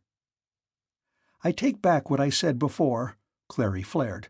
"You talk too damn much." There was a chilling silence. "Nerves," said Blinn nervously. "Every agent lets go when he's back among his own kind. Nothing but release of tension." Several days later, the staff ship was ready to go back to Earth. "Don't forget to tell your wife how much I enjoyed the pies," Spano said. Then, "Oh, I was forgetting. You could hardly do that. But do see if you can work out something with the dehydro-freeze. I'd hate to have to wait 3 years before tasting them again. You can keep your marek rolls, though. I'll take my smokesticks." "Try not to get any more involved, Clary," Han Valard said as they stood outside the airlock. "Maybe you ought to move on. To a city, perhaps. Another country." "When I want your advice, I'll ask for it," he snapped. After they'd gone, Blinn turned on him. "Man, you must be out of your mind talking to Secretary Valard like that." "Why does she have to keep meddling? It's none of her business." "None of her business? Secretary of the Space Service, and you say it's none of her business?" Clary blinked. "I thought she was Spano's secretary." Blinn laughed until the tears dampened his dark cheeks. Spano's only head of intelligence. She's his mistress." "Of course. Mistress. Feminine of master. I should have realized that before." Then Clary laughed too. "I'm a real all-round alien. I can't even understand my own language." On the way back home, he couldn't help thinking that if Han Valard might be right, it could be the best thing for him to disappear now, the best thing for himself, the best thing for Embelsira. He could pretend to desert her. Better yet, Blinn could fake some kind of accident, so her feelings wouldn't be hurt. A pension of some kind would be arranged. She could marry again, have the children she wanted so much. If he waited the full 10 years, she might never be able to have them. He had no idea at what age demorlant females ceased to be fertile. But she wasn't just a demorlant female. She was his wife. He didn't want to leave her. Maybe he never would have to. Hadn't Spano said that when his term was over he could pick his planet? He would pick Morland. Part 4. When Clary came home from Bwat, Embelsira said nothing more about her suspicions, but greeted him affectionately and prepared a special supper for him. Afterward, he wondered if making love to an Earth girl could be as pleasant. He wondered how it would be to make love to Han Valard. The days passed, and he forgot about Han Valard. After much persuasion, he agreed to give a series of concerts at Zrig, but only on condition that Rini played with him, and had one solo each performance. He was embarrassed at having so far outstripped his teacher, but Rini seemed unperturbed. "My technique's still better than yours will ever be," he said. "It's this new style of yours that gets 'em. I understand it's spreading. It's reached as far as Bwat. You should see the angry letters Eirik writes about it." Rini chuckled. "And he hasn't the least idea it started right here in his own home village, that he's always sneered at for being so backward." Clary smiled and clapped the boy on the neck. If it made Rini feel better to think Clary had a new style, rather than that Clary played better than he did, Clary had no objection. Clary was offered the post of head librarian at Zrig, but Embelsira didn't want to leave Katund, and when he thought about it, he really didn't want to either. So he refused the job and didn't bother mentioning the matter to headquarters. As he grew more sure of himself and his position, he allowed his wealth to show. He and Embelsira moved to a larger dome. Instead of sending to Zrig or even Bwat for the furnishings, they hired local talent. Tavan, the carpenter, made them some exquisite blackwood pieces, inlaid with opalescent stone that everyone said was the equal of anything in Bwat. A talented nephew of Hanks's painted glowing murals. Embelsira's mother wove rugs and draperies in muted water tones. The dome became the district showplace. Clary realized he now had a position to keep up, but sometimes it annoyed him when perfect strangers asked to see the place. He was invited to run against Malisor as headman, but declined. He didn't want to be brought into undue prominence. Trouble was, as he became popular, he also aroused animosity. There were the girls who felt he should have married them instead of Embelsira, and their mothers and subsequent husbands. A lot of people resented Clary because they felt he should have decorated his house differently, dressed differently, spent his money differently. A man can live ignored by everyone, he discovered, but he can't be liked by some without finding himself disliked by others. Matters came to a head in his 4th spring there. He thought of it as spring, although on Morland the seasons had no separate identities. They blended into one another without its ever being very hot or very cold, very rainy or very dry. The reason he called this time of the year spring was that it seemed closest to perfection. It was less perfect that year, because it was then that Rini's brother Eirik came back from Bwat after a 6 years' absence. He was very much the city man, far more so than anyone Clary had seen in Bwat itself. His tunics were shorter than his fellow villagers, and his cloaks iridesced restlessly from one vivid color to another. He wore a great deal of jewelry and perfume, neither of the best quality, and the toes of his boots were divided. Clary described this in detail to Embelsira the night Eirik put in his first appearance at the fir-bush. "You should have seen the little horror." "That's the way city men dress," Embelsira told him. "It's fashionable." "But, dear, I've been to Bwat." "You don't have an eye for clothes. You never notice when I put on anything new. And I think it's unfair to take a dislike to Eirik just because you don't care for the way he dresses." "It's more than that, Belsira." And yet, how could he explain to her what he couldn't quite understand himself, that Eirik was vain, stupid, hostile, hence dangerous? "I swear to you, Balt," Embelsira said demurely, "that whatever there was between me and Eirik, it all ended 6 years ago." Clary gave a start and then held back a smile. "I believe you, dear," and he kissed her nose. Eirik held forth in the fir-bush every evening of his stay in Katund. He had grievances, and he aired them generously. He hated everything: the government, taxes, modern music, and Earthmen, whom he seemed to consider in some way responsible for the modern music, or at least its popularization. "Barbarians! Slept completely through my concerts." "But people are always falling asleep during concerts, Eirik," Malisaur pointed out reasonably. "And how could you expect barbarians to appreciate good music? What do you care for Earthmen's opinions, as long as your own people like your music?" Eirik hesitated. "But the Earthmen have taken up the new kind of music. They stay awake during that. And a lot of people seem to think that whatever's strange is good, so whatever the Earthmen like eventually becomes fashionable." Hanksy wiggled his ears. "Fashions change. Well, who's ready to have his mug refilled?" "But the Earthmen will keep on setting the fashions," Eirik snarled.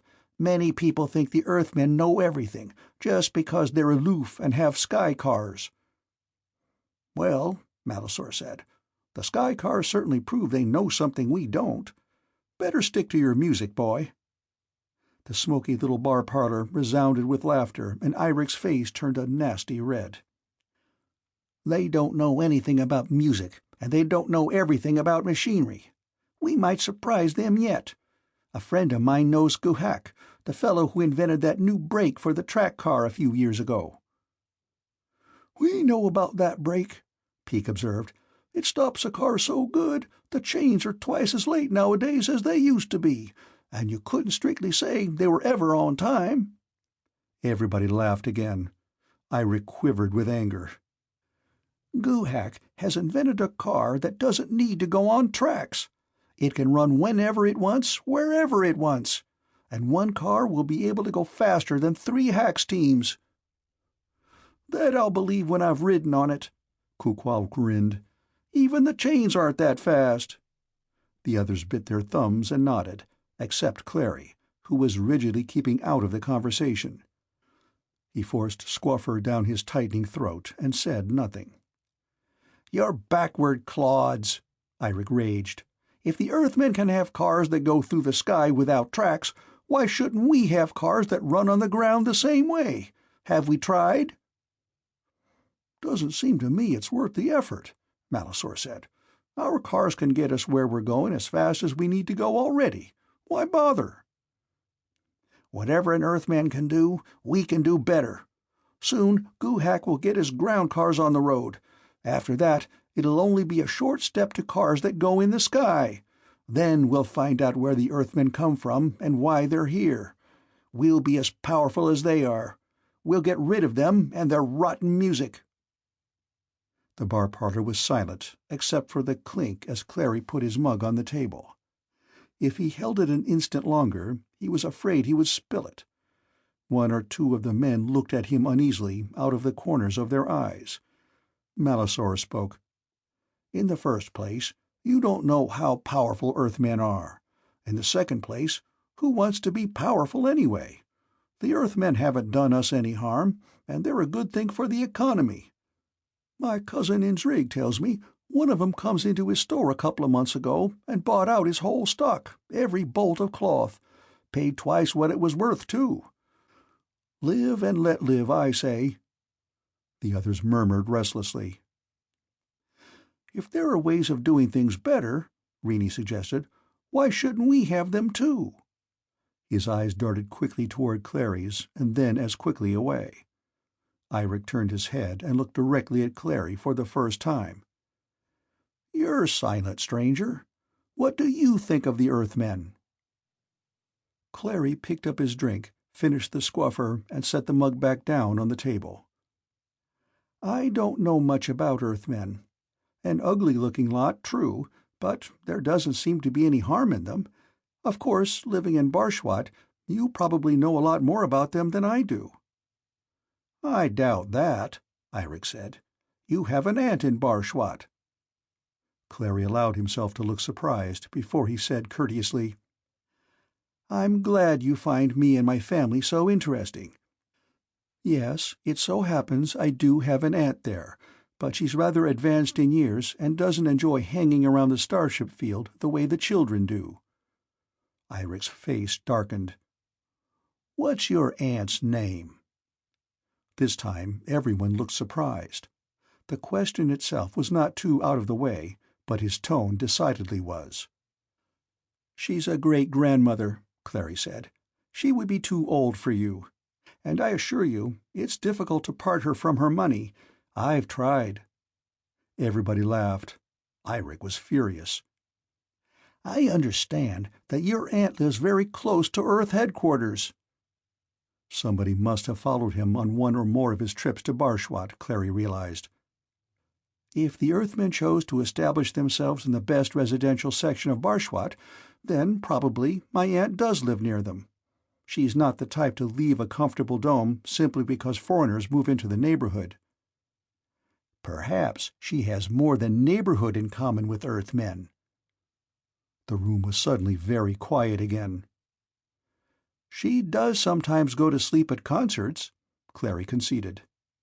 Eirek opened his mouth. Malisaur held up a hand.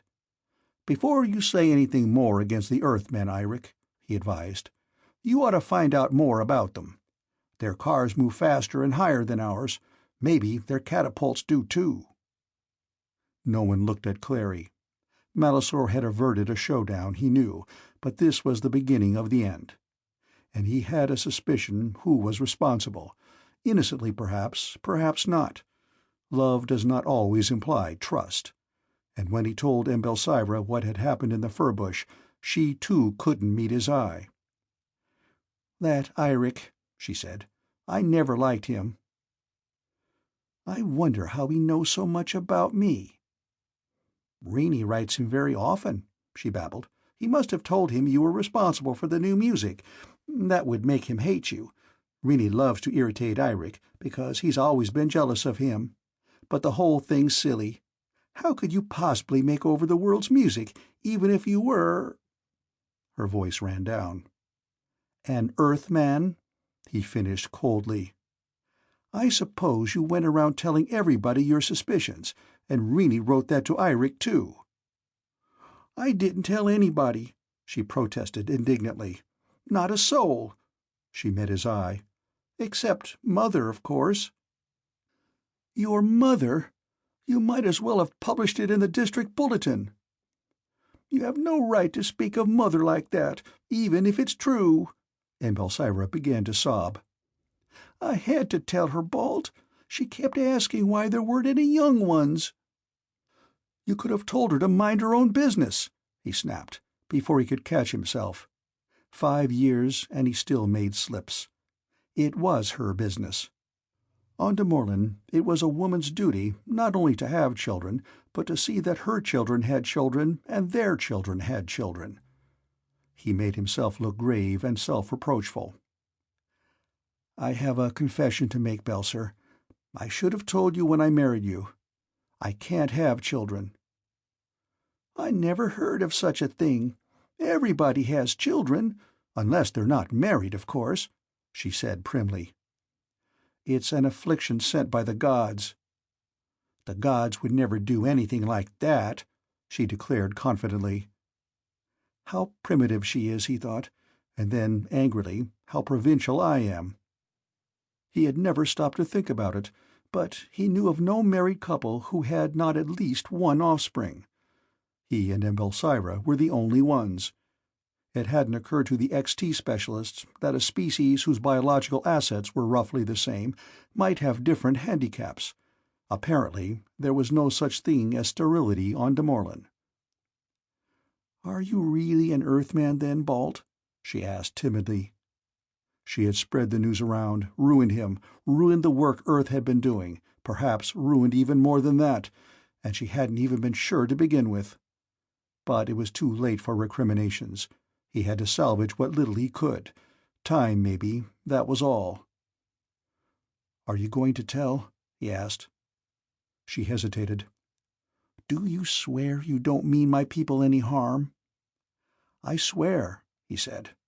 "Then I swear not to tell," she said. He kissed her.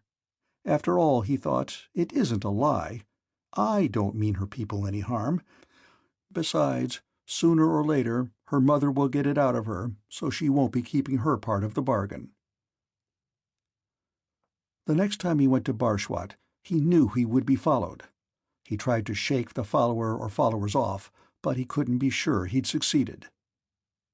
He found the colonel looking out of the window with an expression of quiet melancholy. If there had been any Earth-women on Morland, Clary would have thought he'd been crossed in love. "Things are taking a bad turn, Clary," Blinn said. "There have been certain manifestations of hostility from the natives. Get any hint of it?" "No," Clary said, taking his usual chair. "Not a whisper." The colonel sat down heavily. "Katund's too out of the way. We should have moved you to a city once you got the feel of things. But you do go to Zrig occasionally. Haven't you heard anything there?" "Only that an Earthman bought out a cloth merchant's entire stock at one blow." Blinn grinned weakly. "Maybe it was rather an ostentatious thing to do, but the fabric's beautiful stuff." He rubbed his nose reflectively. "Fact is, I've been hearing disturbing rumors. They say some fellow named Kuhak invented a ground car that can run without tracks." Clary almost said Guhak, but caught himself in time. "Nonsense," he scoffed. "The more I know of them, the more surprised I am they ever got as far as inventing the chains." "But they did, no getting around that. That is what Earth's afraid of, you know," he reminded Clary, unnecessarily. "This is why you were sent here. And, if the rumor's true, it looks as if you weren't needed at all. I got the bad news by myself." "But why should it be that upsetting?" Clary tried to laugh. "You look as if it were the end of the world." The colonel gave him a long, level look. "I consider that remark in the worst of taste." Clary stopped laughing.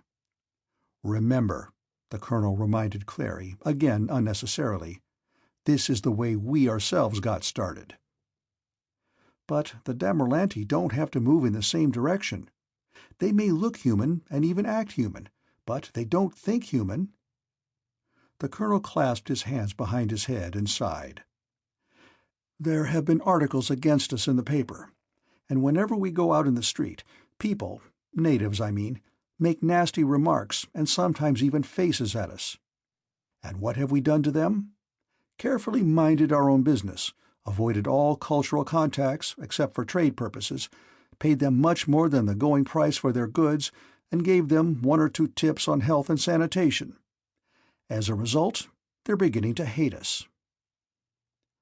"But if you send a report, it'll bring the staff ship in ahead of time. Maybe the whole thing'll blow over. This way, you're not giving it a chance to." The colonel chewed his lip. "Well," he finally said, "I might as well wait and see if the rumor's verified before I report it."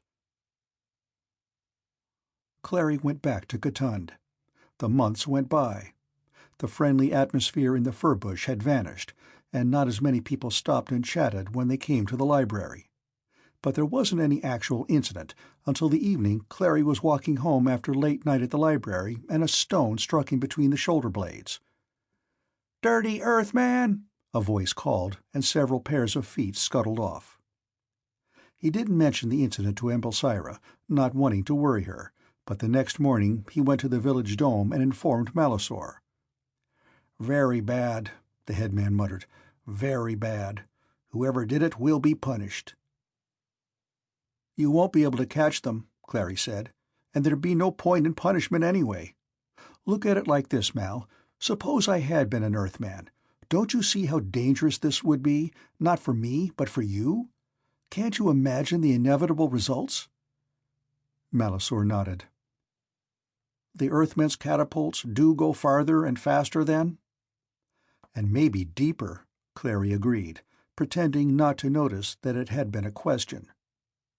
"After the way Eirik talked, I couldn't help drifting over to the starfield when I was in Bwat and watching an Earthship come. You've no idea how incredibly powerful a thing it was. Anyone who has power in one direction is likely to have it in another." "I wonder if the Earthmen always had power," Malisaur mused. "If they weren't like us once. If, given time, we couldn't be like them."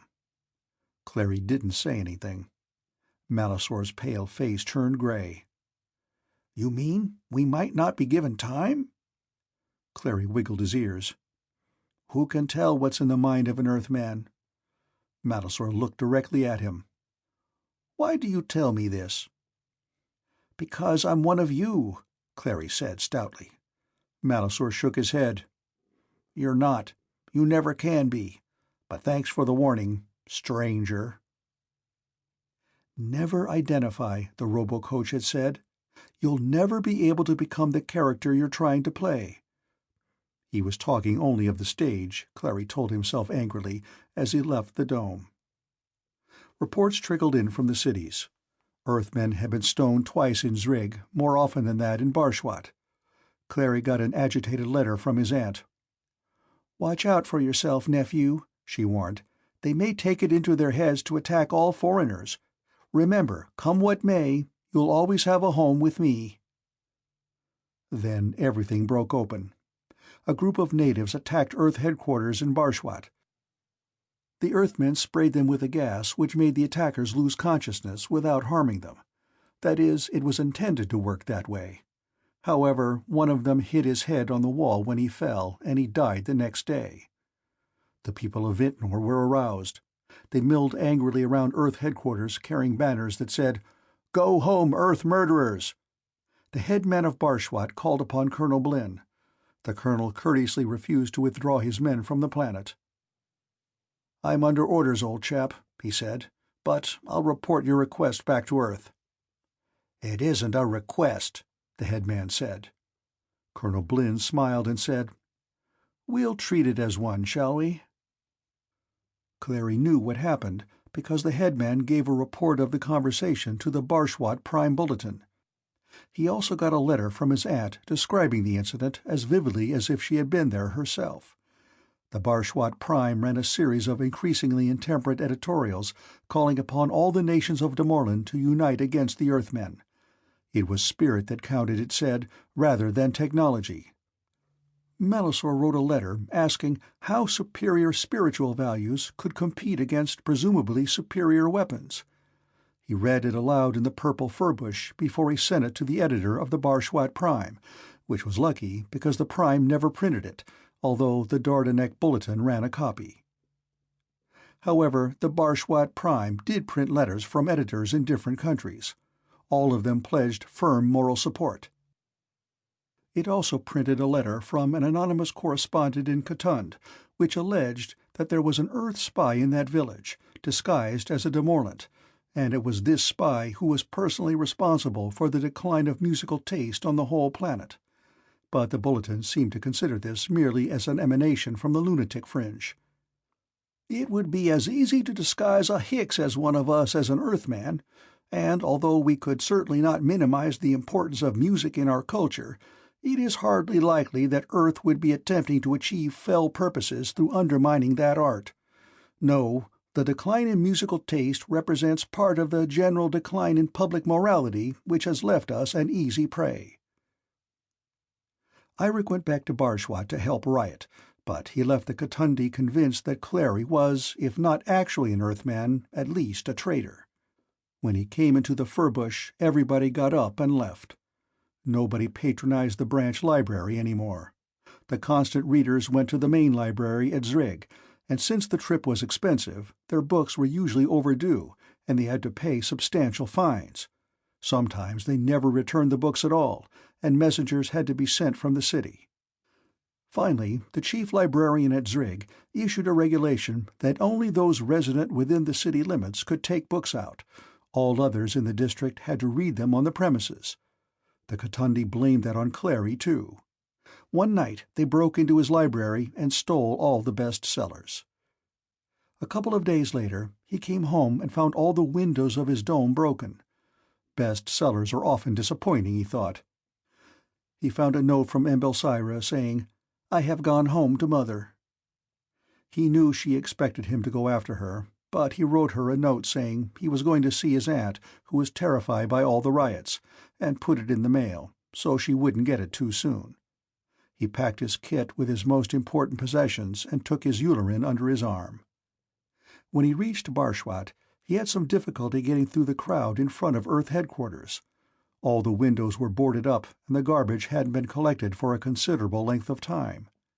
Just as he reached the door, a familiar voice called, "That's the Earth spy!" "Don't be silly," another voice said. "He's obviously one of us." "But a traitor!" cried another voice. "Otherwise, why go in there?" Stones splattered against the door, followed by impartial cries of, "Spy! Traitor! Fool!" the last seemingly addressed to each other rather than Clary. Blinn was haggard and anxious-looking. "I've been wondering when you'd show up. Afraid maybe they'd got you." "I'm all right," Clary interrupted. "But what are we going to do?" Blinn laughed without stopping for a full minute. "Do? I'll tell you what we're going to do. We're going to sit tight and wait for the staff ship." 2 months later, the staff ship came. Blinn radioed for the general and the secretary to come in a closed ground car. "But why?" The general's voice crackled plaintively over the comm unit. "I thought we didn't want them to know about ground cars." "They know," Blinn said crisply. "They've got one of their own now, maybe more. Crazy-looking thing, but it works.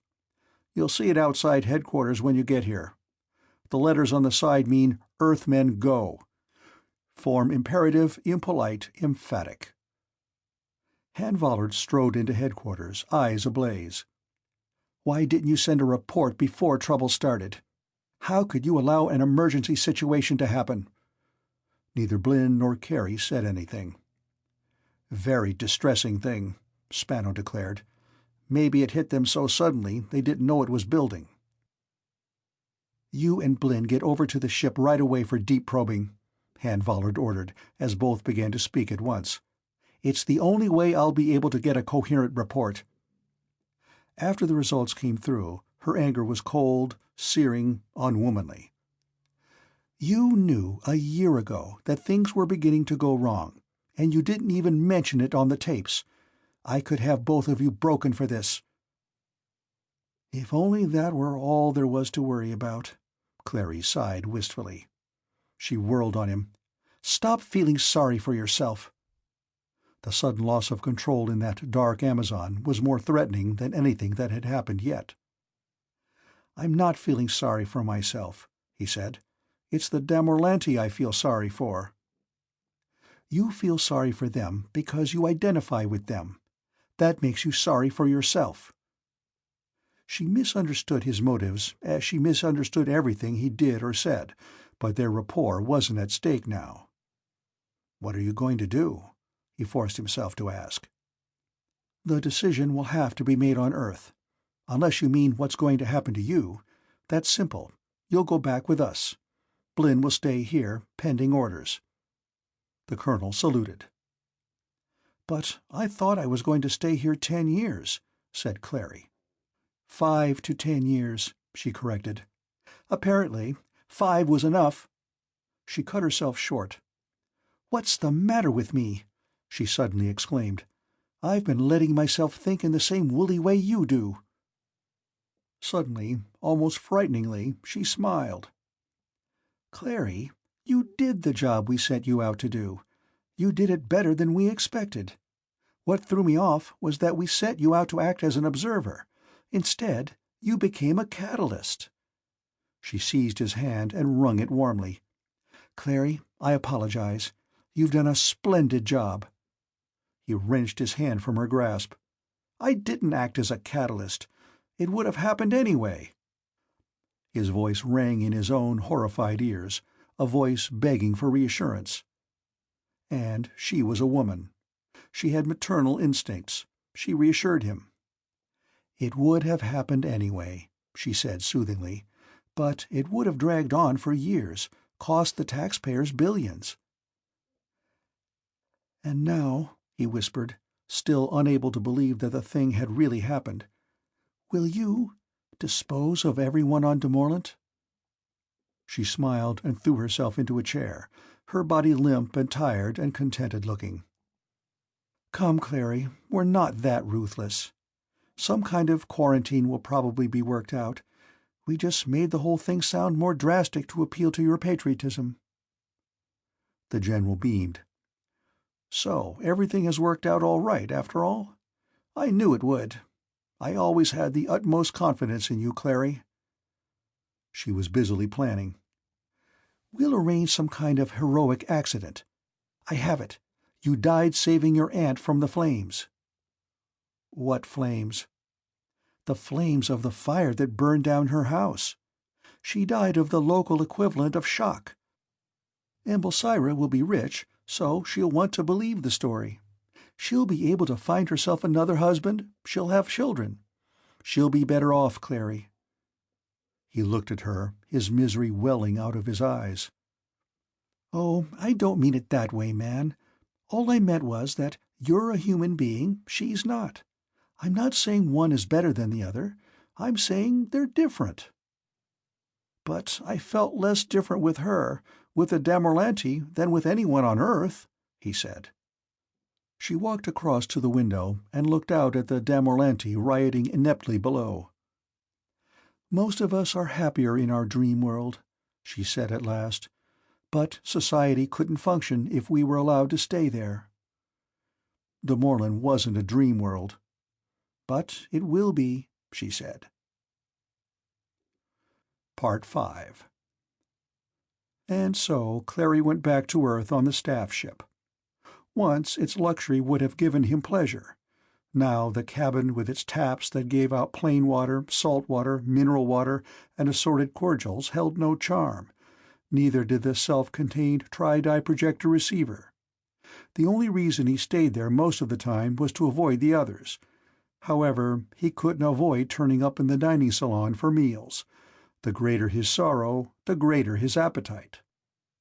One day after lunch, Han stopped him forcibly, grasping his arm. "I've got to talk to you. Afterward you can go off and sulk if you want to, but we're going to make planetfall in a few days. It's necessary to discuss your future now." "I have no future," he said. "Come this way, Clary. That's an order." Obediently, he followed her into a lounge that was a dazzle of color and splendor. There were 8 pseudo-windows, each framing a pseudo-scene of a different planet at a different season. The harsh, barren summer of Mars, the cold, bleak winter of Kasud, the gentle green spring of Earth. It must be a park, he knew. In no other place on Earth could spring be manifest, and yet it gave him a little pang to look at it. He tore his eyes away to turn them toward the others, and then up at the domed ceiling, fashioned to resemble a blue sky with clouds drifting across it. A domed ceiling, and he thought of the domes of Morland, light years away among the stars. "I'm afraid the decor's a bit gaudy," Han apologized. "We didn't check the decorator's past performance until it was too late. But it's comfortable anyway. Try one of these chairs. They accommodate themselves to the form." She threw herself on a chaise longue that accommodated itself perfectly to her form. She wasn't wearing her usual opulent secretarial garb, but something simple of clinging stuff that occasionally went transparent. So we're back to the first movement, Clary thought wearily. He made sure that the chair opposite her was old-style before he lowered himself into it. "Where's the General? I thought he always sat in on these conferences." "The formalities are over now," she said, smiling up at him. "Besides," she added, "if he doesn't take a nap after lunch, it wreaks havoc with his digestion. Afraid to be alone with me, Clary?" she asked huskily. "Yes," he said, rising. "As a matter of fact, I am, now that you mention it." She sat up. "Sit down." He sat down. She didn't recline again. Her dress went opaque, but her voice grew silken once more. "Listen, Clary, I don't want you to think we're cheating you out of anything we promised. Even though you stayed only 5 years, you're going to have it all. You'll have UE status."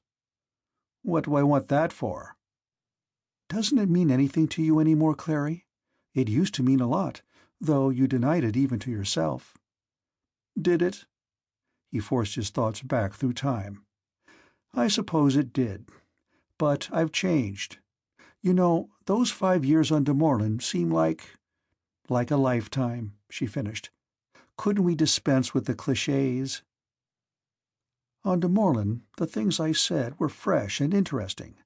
On de Morland I was somebody pretty special. I'd rather be a big second-hand fish in a small primitive puddle. Isn't there some way?" "No way at all, Clary. The puddle's drying up. We've got a nice aquarium ready for you. Why not dive in gracefully?" "It was my puddle," he said. "I belonged." She closed her eyes and sank back into the chair which arched to meet the arch of her body. Lying down, she didn't look nearly as tall.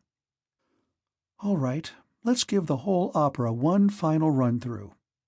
Nobody cared for you on Earth. On de Morland, your friends liked you. Your wife loved you. On Earth, you never felt welcome and or appreciated. On de Morland, you felt both welcome and appreciated. On Earth—" He was stung out of his apathy. "That's right. I'm not saying I'm unique, only that I fitted." "How about trying to look at it from another point of view?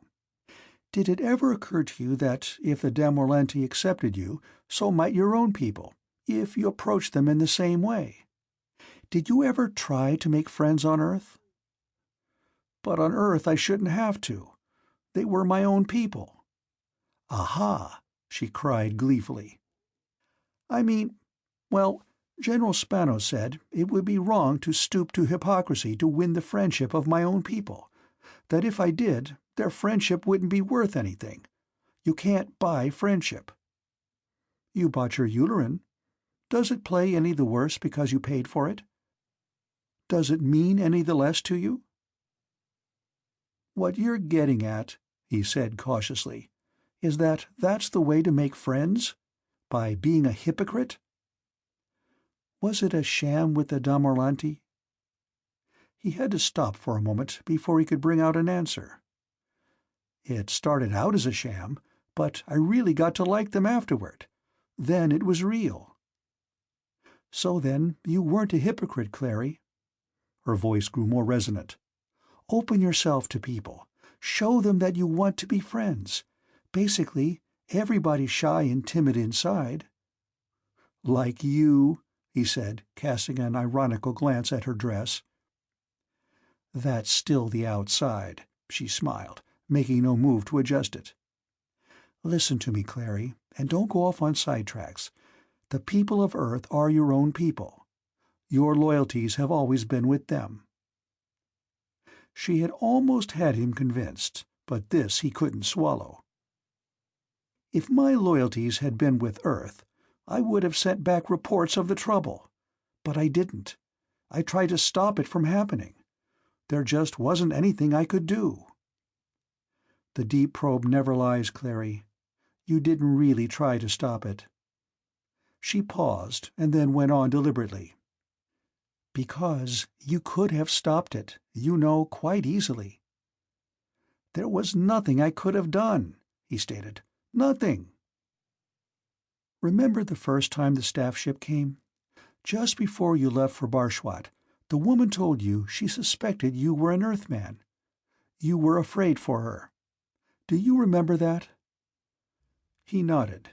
Yes, he remembered how terrified he had been then, how relieved afterward, thinking everything was going to be all right.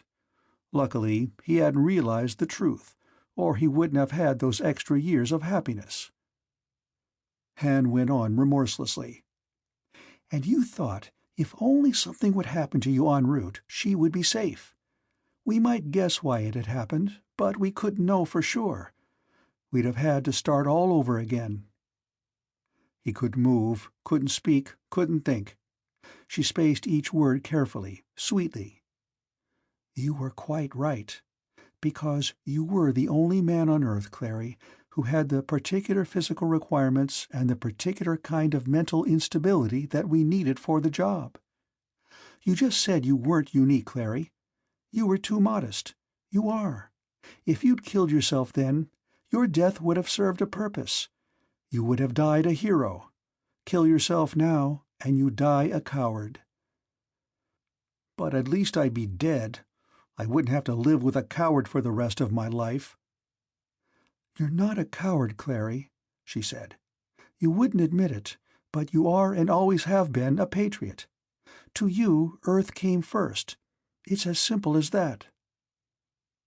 She had deep-probed his mind. She must know his true feelings. There was no gainsaying that. He could know only his surface thoughts.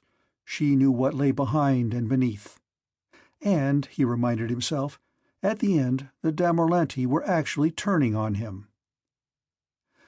Try to think of the whole thing as a course in charm that you've passed with flying colors, she said. It seems rather an expensive way of making me charming, he couldn't help saying, with the last struggle of something that was dying in him, something alien that perhaps should never have been there in the first place. Whole civilizations have been sacrificed for nothing at all. This one will not be sacrificed, only quarantined. But its contribution could be of cosmic magnitude. Now what are you trying to sell me? He asked drearily. Are you saying that the essence of the Demorlet civilization is going to live on in me, that I carry its heritage inside myself, and so I have a tremendous responsibility to the Damorlanti on my shoulders? She laughed. You're really getting sharp, Clary. If you stayed in the service, you could be one of our best operatives. But you're not going to stay in the service. Yours is a higher destiny. Here, catch. She tossed him something that glittered as it arched through the air. It was a UE ident cube, made out in his name. He had only seen them at a distance, and now he was holding one warm and gleaming in his hand, with his name and his face in it. His face, and yet not his face. That's what you're going to look like when the plastosurgeons get through, she explained. They'll pigment your eyes and skin and hair, and they may be able to add a few inches to your height, though I think you actually have grown a little. Something about the air, or more likely the food. Embelsira thought I was handsome the way I was. But Embelsira was light years away. Embelsira was part of a fading dream, and he was awakening now to reality. Look at the cube. Look at your status symbol. He looked at it and kept on looking at it. He couldn't tear his eyes away. He was hypnotized by the golden glitter of it, the golden meaning of it. Musician, he said aloud. Musician. A dream word, a magic word. He hadn't thought of it for years, but this he didn't have to reach back for. Once touched on, it surged over him, complete with its memories.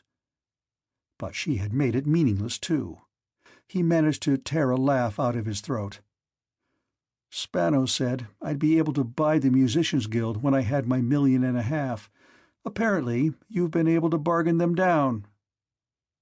This costs nothing except the standard initiation fee, she told him. "You came by it honestly, through your music, nothing else. And you have more than 1.5 million credits, Clary, nearly 10 times that, with more pouring in every day." She touched a boss on the side of her chair, and a white light hazed around them. "I think we're close enough to Earth to get some of the high-power tri-dyes," she said, "although we can't expect perfect reception." Blurrily, a show formed, a variety show.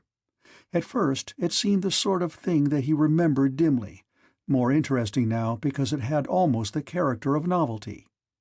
Then an ornate young man appeared, and it took deeper significance. He was carrying a musical instrument, refined, machined, carefully pitched. He played music on the uillerin while a trio sang insipid terrestrial words. Love is a guiding star, they called it, but that didn't matter. It was one of the tunes Clary had taped. She touched another boss. The blur reformed to a symphony orchestra, playing as background music to a soloist with another uillerin. "That's your first uillerin concerto," she said. "There are 3 more." Another program was beginning, an account of the tribulations of an unfortunate Plutonian family. It faded in to the strains of uillerin music, to a tune of Clary's. If they could have endured it to the end, she told him, it would have faded out the same way. "Every time they play it," she said, "somewhere on Earth a cash register rings for you, and this one's a daily program."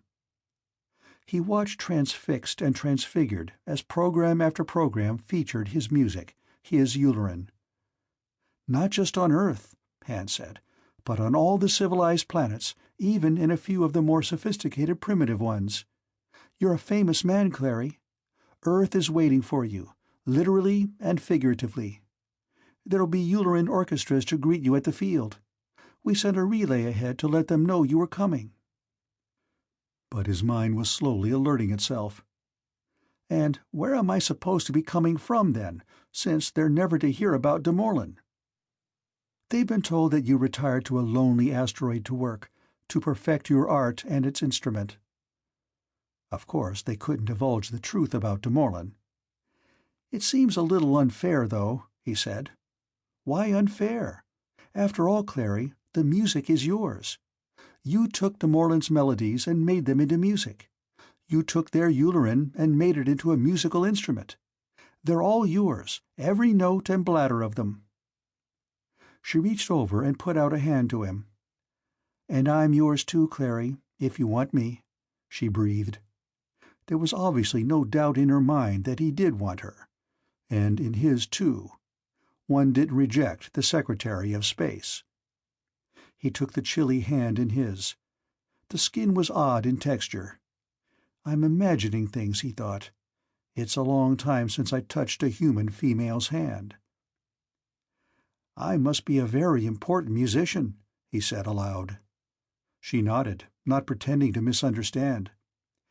"Yes, important enough to rate the original and not a reasonable facsimile. You're a lucky man, Clary." And then she smiled up at him. "I can be warm and tender, I assure you." It took him a moment to realize what she meant. For a moment he had that pang again. She would never be the same as Embelsira, but a man needed change to develop. He was still troubled, though. "I want to do something. Even an empty gesture's better than none at all. The last few months I started putting together a longer thing. I guess it could be a symphony. When I finish it, I'd like to call it the de Morland Symphony." "Why not?" she said. He thought she was humoring him, but she added, "They'll think you just picked the name from an astrogation chart." In a final burst of irony, he dedicated the de Morland Symphony to the human race, but as usual he was misunderstood. In fact, one of the music critics, all of whom were enthusiastic over the new work, wrote, "At last we have a great musician who is also a great humanist." Eventually, Clary forgot his original intent and came to believe it himself. Hey sci-fi horror fans, that concludes Sentry of the Sky. Thanks for tuning in. A huge shout-out to all our official members for your continued support. Craving for another classic sci-fi tale? Click that video on your screen. Until next time, everyone, and remember, stay cosmic.